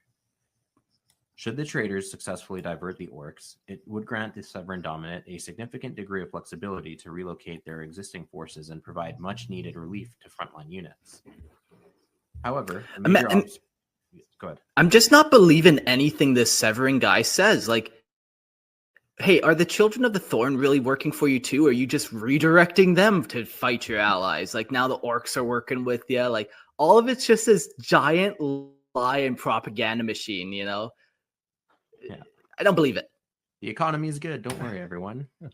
It seems like it's also like hard to sustain that, right? Because obviously the more lies, but the more resources you have to expend on meticulously maintaining the house of cards before it falls apart. I don't know, it just seems so unsustainable. Yeah, almost like unsustainable policies that keep lying about won't eventually come back and bite you in the butt. Yeah. History has never proven that. The Canadian economy is doing fantastic, by the way. Super hot. Yeah. Super hot. Yeah. Super hot. What's nice about getting paid in American buccarinos, being a Canadian, you're like, holy fuck, I'm rich. It's like getting paid 10 times more. You get a whole dollar, Mark? A whole American dollarino. However, a major obstacle lies in the fact that the secessionists possess no effective means of communication with the Orks. Any attempt to dialogue with the Xenos invariably culminates in another brutal assault. I don't get it. We sent our messenger and they just send back his head. Add it to the corpse starch pile, I guess. This predicament arises not only from limitations in their communication methods, but also from the unsettling proximity of the Severan Dominate's worlds to the Wa's migratory path. Compounding this challenge is the Imperium's theocratic doctrine, which prohibits them from overlooking the presence of traitors among them. There can be no mercy for those deemed traitors. The Imperium has meticulously purged the worlds they have reclaimed of any remaining loyalty to the secessionist cause. Directing the Imperial assault towards the Xenos rather than the traitors presents a complex and non-trivial challenge. Despite the frequent failures encountered with this approach, the traitors remain committed to its execution. They have disseminated false maps and transmissions to the Orks and utilized Voidcraft as bait, drawing a connection between Ork-infested planets and the Imperium. In addition, the Severan Dominate has deployed numerous false Vox distress beacons and broadcast many pleas for assistance toward the Imperium, intending to entice vessels into the systems controlled by the Green Menace. Even a minor encounter between these two factions can result in the loss of tens of thousands of lives, making any success in their efforts a worthwhile endeavor for agents of the Severan Dominate. Yeah. Another great way that they kind of wage war is through, when they actually do it and not rely on their allies to do it, they use covert operations. The Severan Dominate must exert every possible effort to undermine the effectiveness of their adversaries. From the perspective of the secessionists, the vast armies they confront appear to be unstoppable forces capable of overwhelming worlds before a viable defense can be established. To counter this, the traitors have begun employing a diverse array of tactics designed to disrupt the efficiency and effectiveness of their foes. One frequently used strategy involves infiltrating ranks of laborers associated with Imperial units. In many instances, even simple acts of sabotage can lead to a disaster of epic proportions for the Imperium. For instance, merely altering the labels on boxes of munitions can create crippling situations for the Imperium. More daring actions, such they're relabeling landmines like cans of tuna, like just anything they can fuck with. For instance, merely alternating the labels on boxes of munitions can create crippling situations for the Imperium. More daring actions, such as starting fires or deploying explosives, are also selectively employed, although these tactics are more than often significantly riskier for the agents involved. On occasion, assassination attempts have targeted high-profile Imperial and Xenos officers. However, these efforts have met with limited success as the secessionists lack the resources necessary to effectively train their agents. Additionally, the highest-ranking officers among the invading Imperial and Ork forces are typically well prepared for such attacks. Yeah, you kill off the war boss in an Ork WOG, and you really just did the next war boss a favor.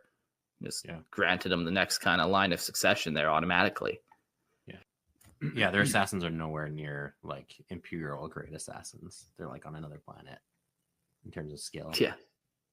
Yeah. Part of the Covert Operations Initiative is directed against Imperial agents already present on the worlds of the Severan Dominate. After centuries of contact, even at a distance with the Imperium, many citizens of the secessionist planets remain loyal to Terra. In several instances, these loyal citizens have begun to rely on intelligence backed, or have begun to relay intelligence back to the loyalists.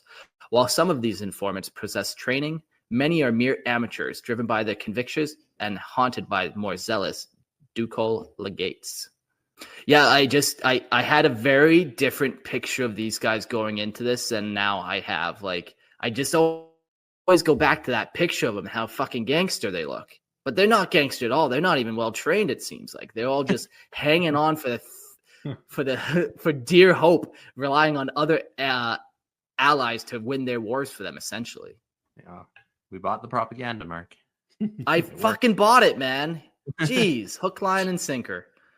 So among these other underhanded tactics, the Dominate also relies on psychological warfare. Duke Severus XIII has risen above his family's ignominious past through his remarkable talents as a politician and negotiator. While a measure of his success can be attributed to luck and careful effort to remain under the radar, it is undeniable that his cunning deceptions have convincingly persuaded citizens of numerous Imperial worlds to pledge their loyalty to his cause. I'll just rub it in my face that I'm a dumb bitch and I bought his fucking propaganda. No. He can persuade lots of people. We're just one of many very distinguished noble houses that have bought the propaganda. This ability marks him as a skilled and charismatic leader. Given his past achievements in this arena, coupled with failures in many others, the Duke is convinced that these same skills can serve as effective instruments in the context of war. His plans in this regard are still in a formative and experimental phase, yet several of his advisors have already noted that these strategies show promise. In the initial stages of the conflict, the secessionists had concentrated their psychological operations on the troops and line officers of the Imperial Guard. Thus far, their primary objective has been to foster desertion within the ranks. Whenever possible, they have sought to persuade soldiers to shift their allegiance to the secessionist cause. However, this drastic change has proven to be significantly less successful. To achieve this formidable objective, the traitors began by crafting a straightforward message, utilizing a wide array of delivery mechanisms. The crux of their message is to convince Imperial soldiers that the secessionists are the ones in the right. They bolster this claim by reminding the invaders that the worlds of the Severan Dominate remain steadfast in their devotion to the God Emperor. This assertion is further reinforced by their tactical practices. Duke Severus's limitation of offensive operations inadvertently supports the narrative that the secessionists are hesitant to take the fight to the Imperium. Their restrained direct actions against Imperial units serve as ample evidence that they are reluctant to engage. However, disseminating this message among the thoroughly trained soldiers of the Astra Militarum is an arduous task. The most loyal troops are already under strict orders to disregard any enemy propaganda. Don't listen to them. That's an order. As a result, the most effective means of conveying such information necessitates that the secessionists have active agents embedded within the Imperial forces. The limited training of potential agents constrains the pool of candidates, yet in a time of desperation, the Duke is resolute in broadcasting his message through every reasonable avenue. Consequently, he has instructed several of his citizens to feign betrayal, enabling them to infiltrate the Imperium and propagate their revolutionary message. Yeah, that's a neat trick they have there, where it's like they don't have the resources to wage war on the Imperium, so they're just like, yeah, the reason why we're not attacking you is because we're the good guys, actually. We love you and the Emperor. Just as an aside, because we're on the topic of psychological warfare, Yes. And just to brag about Canada for a second. I thought you were going to talk about your Canada's little just tyranny that you did. Yeah, Canada isn't a real country. It is just a colony. Secondly, a lot of people don't know this, but one of our most prestigious universities, called McGill University in Montreal, where Justin Trudeau happened to have graduated from, was the birthplace of the CIA MK Ultra program. A lot of people don't Really? actually know that. Yeah, I read it in a book recently. It's kind of crazy. Yeah, McGill even had to give like an official apology and stuff for the stuff they were doing. And it was like extremely illegal what was going on there too, like even under Canadian and American law. But it was like a CIA funded program but the CIA didn't want the liability of having it on like American soil, so they like pawned it off to us. We were Guantanamo. Yeah, because we're a bunch of cocks. We're just Interesting. No, Canucks, Jordan. Yeah, that's right. Yeah, but now Canada doesn't do any dealings with America because they're China's bitch. So that's always fun. I was reading some crazy articles. We need to do like a Canada bitch cast because, man, I've been reading shit that's going on up there. I worry for you boys. Yeah. Grimalda says China. So very true. China. Yeah. Anyways. Did you know that the Canadian government kills more people than almost anything else that kills Canadian people? Only fourth New place. record. Only fourth place, he said. Holy shit. Look out. The doctors aren't there to help you. Damn. All right. So supply lines. Due to the current strains on his resources, Duke Severus XIII has outlined a scenario in which he deems it acceptable to initiate higher risk offensive actions, specifically those aimed at securing supplies. Success in these endeavors represents a significant dual advantage for secessionists. Not only do they acquire additional assets to fuel their war effort, but they also effectively deny those same resources to their adversaries. In at least 2 instances along the Spinward Front, Imperial assaults faltered and short conflicts devolved into protracted campaigns, when secessionists secured equipment intended for loyalist troops. Before launching such operations, the Severan Dominate requires 2 critical assets: accurate intelligence regarding Imperial supply lines and units equipped and trained to seize and reassign the supplies in question. Unfortunately, the secessionists possess a limited supply of both. Intelligence and the supply lines typically come from native workers who've been forcibly conscripted into labor groups. These workers have restricted access to information and few means of communication, yet their reports are often surprisingly accurate. I think you mean worker volunteers. Unpaid intern. That's the one we should go with. Alternative sources of information are usually individuals who frequent Astra Militarum, officers' clubs, and mess halls. In rare instances, pirates have successfully identified common transit routes for Imperial transports. It is essential to emphasize that none of these sources are particularly reliable. Missions that risk a significant force to capture unverified supplies can be more perilous than even the most desperate secessionists are willing to undertake.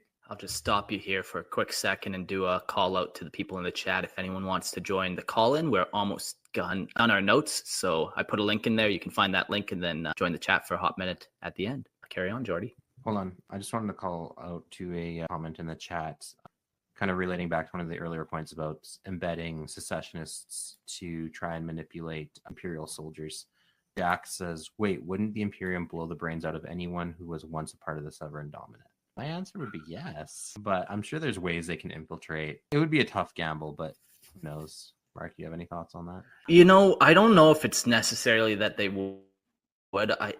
So here's my thought. Like, they still serve the Emperor. Like, so they haven't committed like they're not like religious blasphemy. Yeah. Mm-hmm.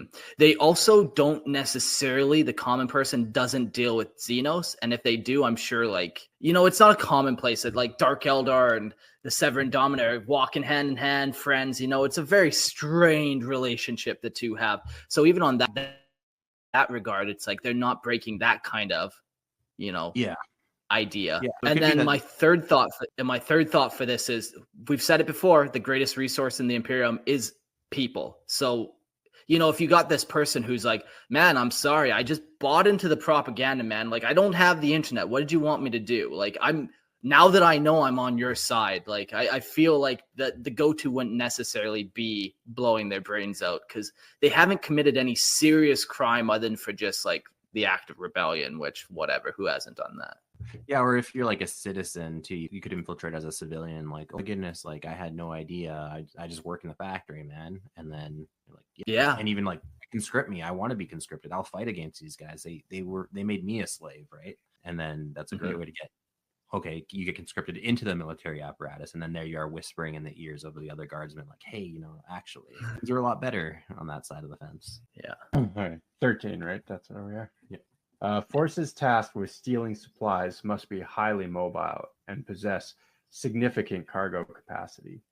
In many cases, the secessionist mobile assets have been dismantled to repurpose their components for defensive structures. An alternative approach has been to seize the vehicles transporting the cargo simultaneously with the target supplies.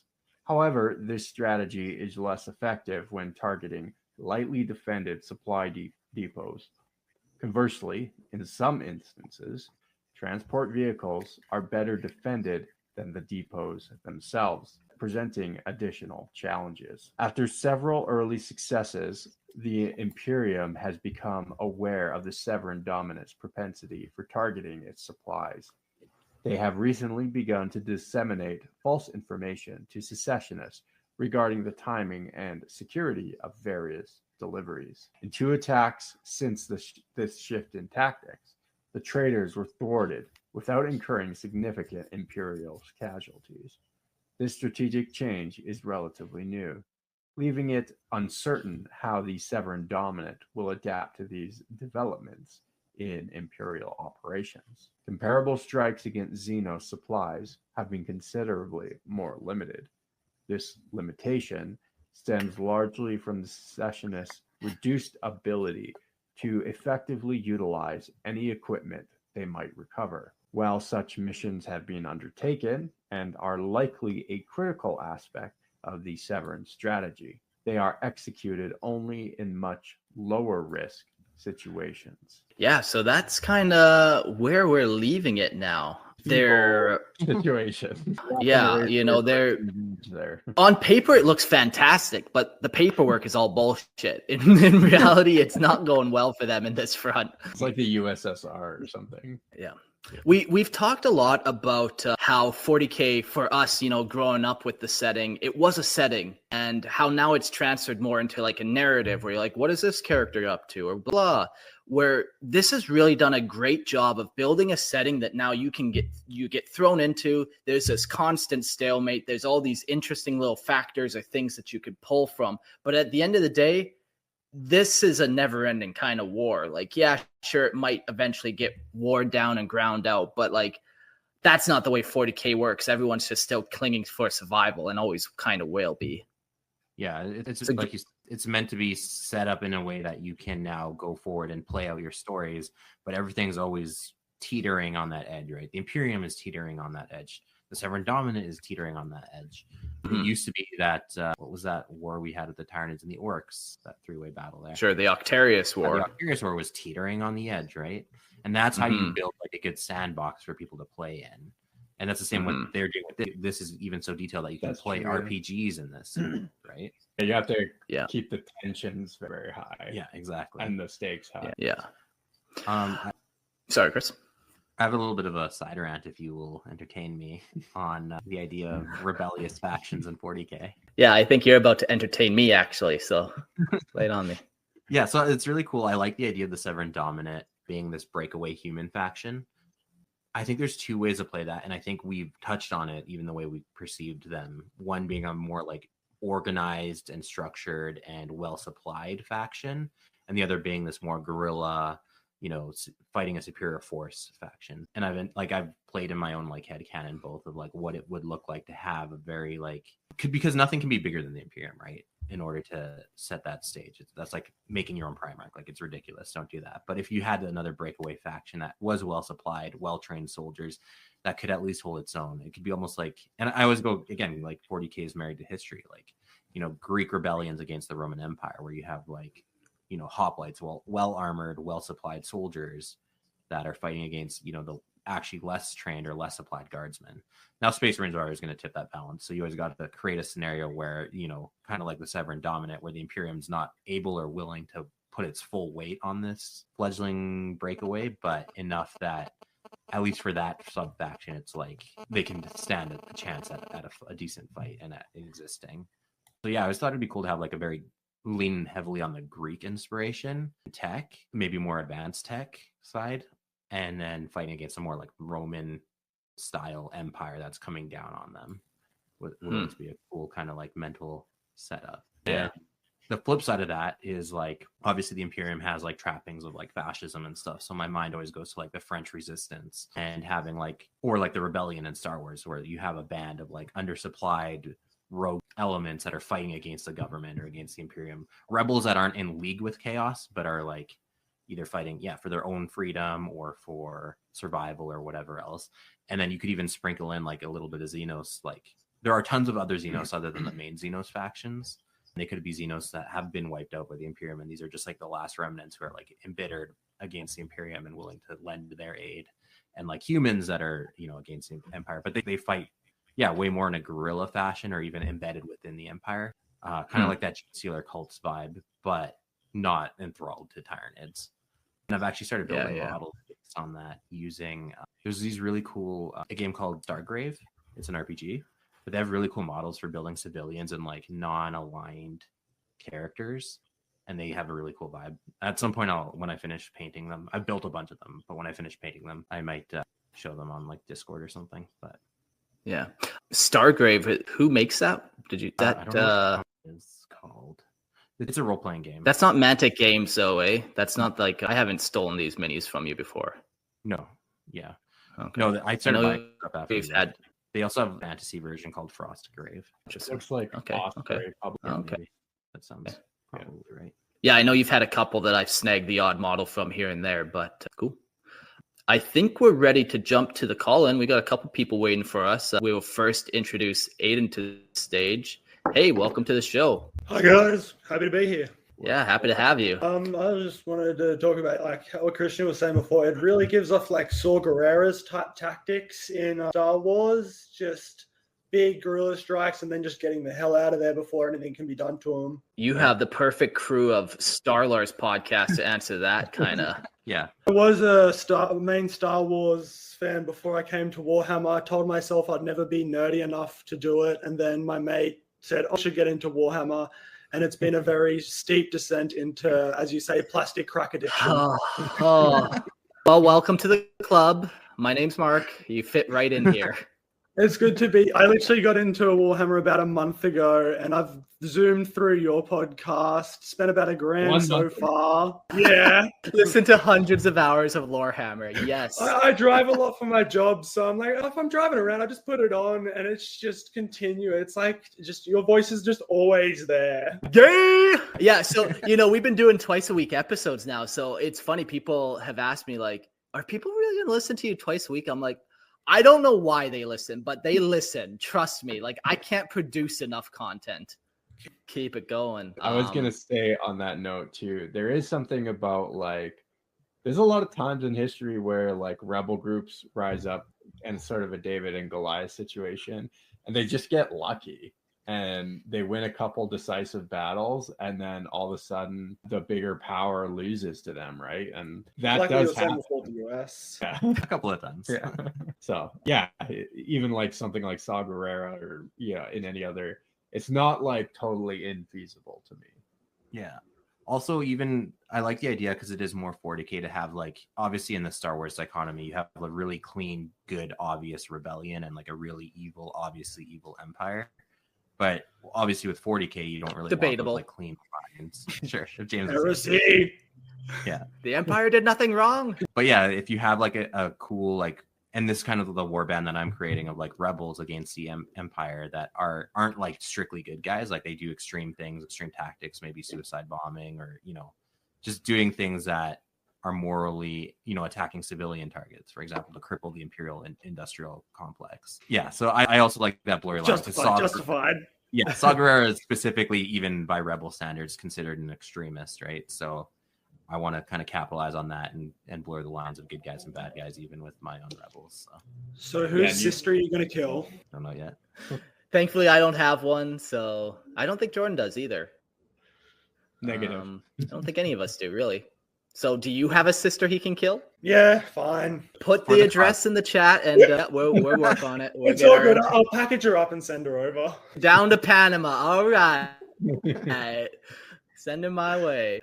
Do you have any other quick thoughts? If not, I have a question for you. Go away. What is it? Do we do another episode on these guys, or are we all Severan dominated out? No, I think keep it going. I like when you do long stretches. It really keeps you getting into the details, and I always find myself searching for more, so it always helps. Okay, cool. Check one yes, I suppose. I don't know the scale and what we're trying to reach, but we got one yes, so perfect. There you go. That's all. We need. I've Cool. enabled. Any other thoughts before we let you go? Not that I can think of. It's been great to be on. Thanks for joining us, man. I love the call-in portions and hope to see you on the next one. Absolutely. Yeah, thanks for coming. All right, up next we got Grimaldus and my banner brother. What is good? For those watching the YouTube, we both got the good old. Wait, hide our banner. You want to tell the fine folks how you acquired such a relic? I think you might be muted. I seen you word the word fuck, so that's fun. Mark, do you want to tell people how they can acquire such a relic banner? Yeah, if you want your own relic banner, you can go to Teespring, you can go to Red Circle, Hello? or you can raid Grimaldus's house for his. It's completely up to you. Welcome. Beauty. So what you got to do is you got to go to Redbubble. If you message anyone in the Discord, they might be able to send you a link, and you can get yourself your own Lorehammer banner. I recommend everyone go out and do that if you listen to the show. And then you attach that Lorehammer banner onto the back of your 4x4 pickup truck, and you spread the good word of the hammer. Absolutely. The Lorehammer hat and the Lorehammer shirt, and wear it literally every day. Yeah, there was a period there for about 5 years where I only owned one shirt, which was a Lorehammer shirt. That has since Really? torn off my body, and all I'm left with is now a muscle shirt. But that's neither here nor there. This happens. All right, what's your feedback, your take? What's your opinion on the Severan Dominate? So I'm really loving the concept of multiple level shows. Exactly what the last guy was saying. You really got to have deeper content within certain episodes. Everything that I've learned about this guy through you fellas has just been fabulous content. Gives you lots to think about.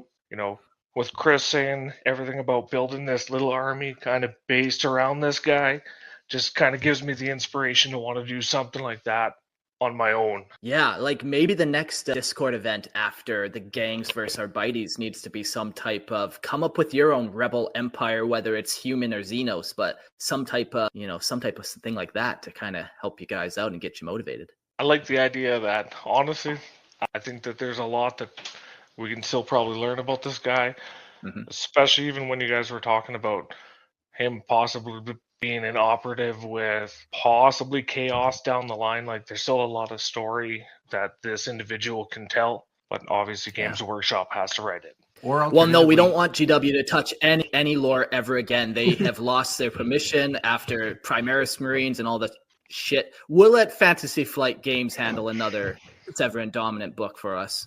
Let the real heroes write. You know, So I what's think crazy? that just has to go ahead. I believe that Fantasy Flight did actually even lose the license to 40K, so you won't even see anything else coming from them. No, well then Damn it. you should make it a Discord event where we continue a story. Games Workshop. Yeah, we learned a lot, and you can also pick up Jordan's book to Tyranny. That will probably flesh out some more details for you. I was just going to ask, can you find that on Redbubble? Can you put like a link in the description somewhere for us? Yeah, down below. Cool. What other thoughts you got to share with us? Honestly, I don't really have a whole lot. I kind of came in a little late. However, just keep up the great work, guys. As much content as you guys can produce, the community will consume. So just keep that shit up. Yeah, man. And your mic is sounding very good. I know we talked previously this week about getting you on a main episode, and yeah, your mic is coming in crisp. So, hey, that's kind of the next little thought here. Like, if you guys want to be on the show, you can be on the show in more than just a call-in sense. You know, the first step, though, is call in, build your rapport among our little friendship circle. You know, I love dick jokes. So you come in hard with a dick joke. It might be Coming rapey, hard but and I like it.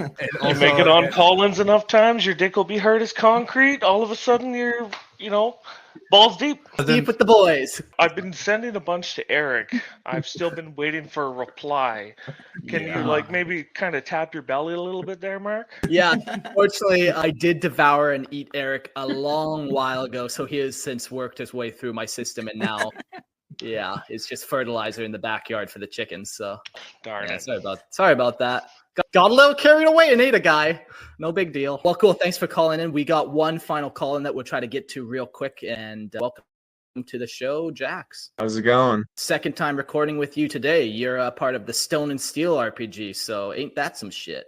You want to mention that real quick, and do you have a cool Severan Dominant kind of thought here? Well, kind of both, but Okay, I was gonna come out strong with a dick joke, but Not too late. Stone and Steel. We blow up a lot of stuff. We nearly died a lot. There's a I don't know Kriegsman what that's else to- annoying as shit, and he will get a bolter to the back of his head if he keeps it up, but I love the character, but better look out. Yep, all them stunty kin are really racist to the one Eldar character.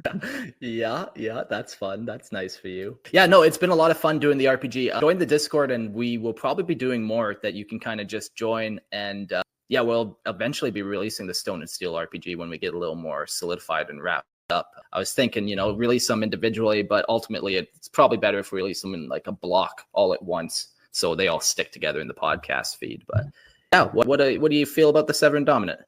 At the beginning, like when you first announced the Severan Dominance and one of your later episodes, I was like, these guys seem like really cool, like a breakaway Imperium. They must be like good guys or something and treat their civilians better. Now after episode 2, I'm like, hey. Man, their propaganda machine. It's got me, it got you. My goodness, eh? It's like the meme is like before join the Severan Dominance, after join the Severan Dominance. Jeez, Yeah, but like they're definitely getting more chaos tainted, you could probably tell. But the one thing I really strangely drew connections to was maybe a little bit of Erebus, like all the deceit and treachery going on with Severan or Severus, whatever his name is, the one douchebag behind it all. Corfarion and Erebus. Yeah, there's definitely some plots and schemes happening for sure, and treachery abounds. Yeah, now he's just gonna kill a beloved character, and he's really gonna be up there with Erebus. Yeah, so far I don't think we've mentioned any beloved characters in this episode, but we'll get there. We'll find somebody to kill off. I'm sure of it. He kills Caiaphas Cain or something. Goddamn.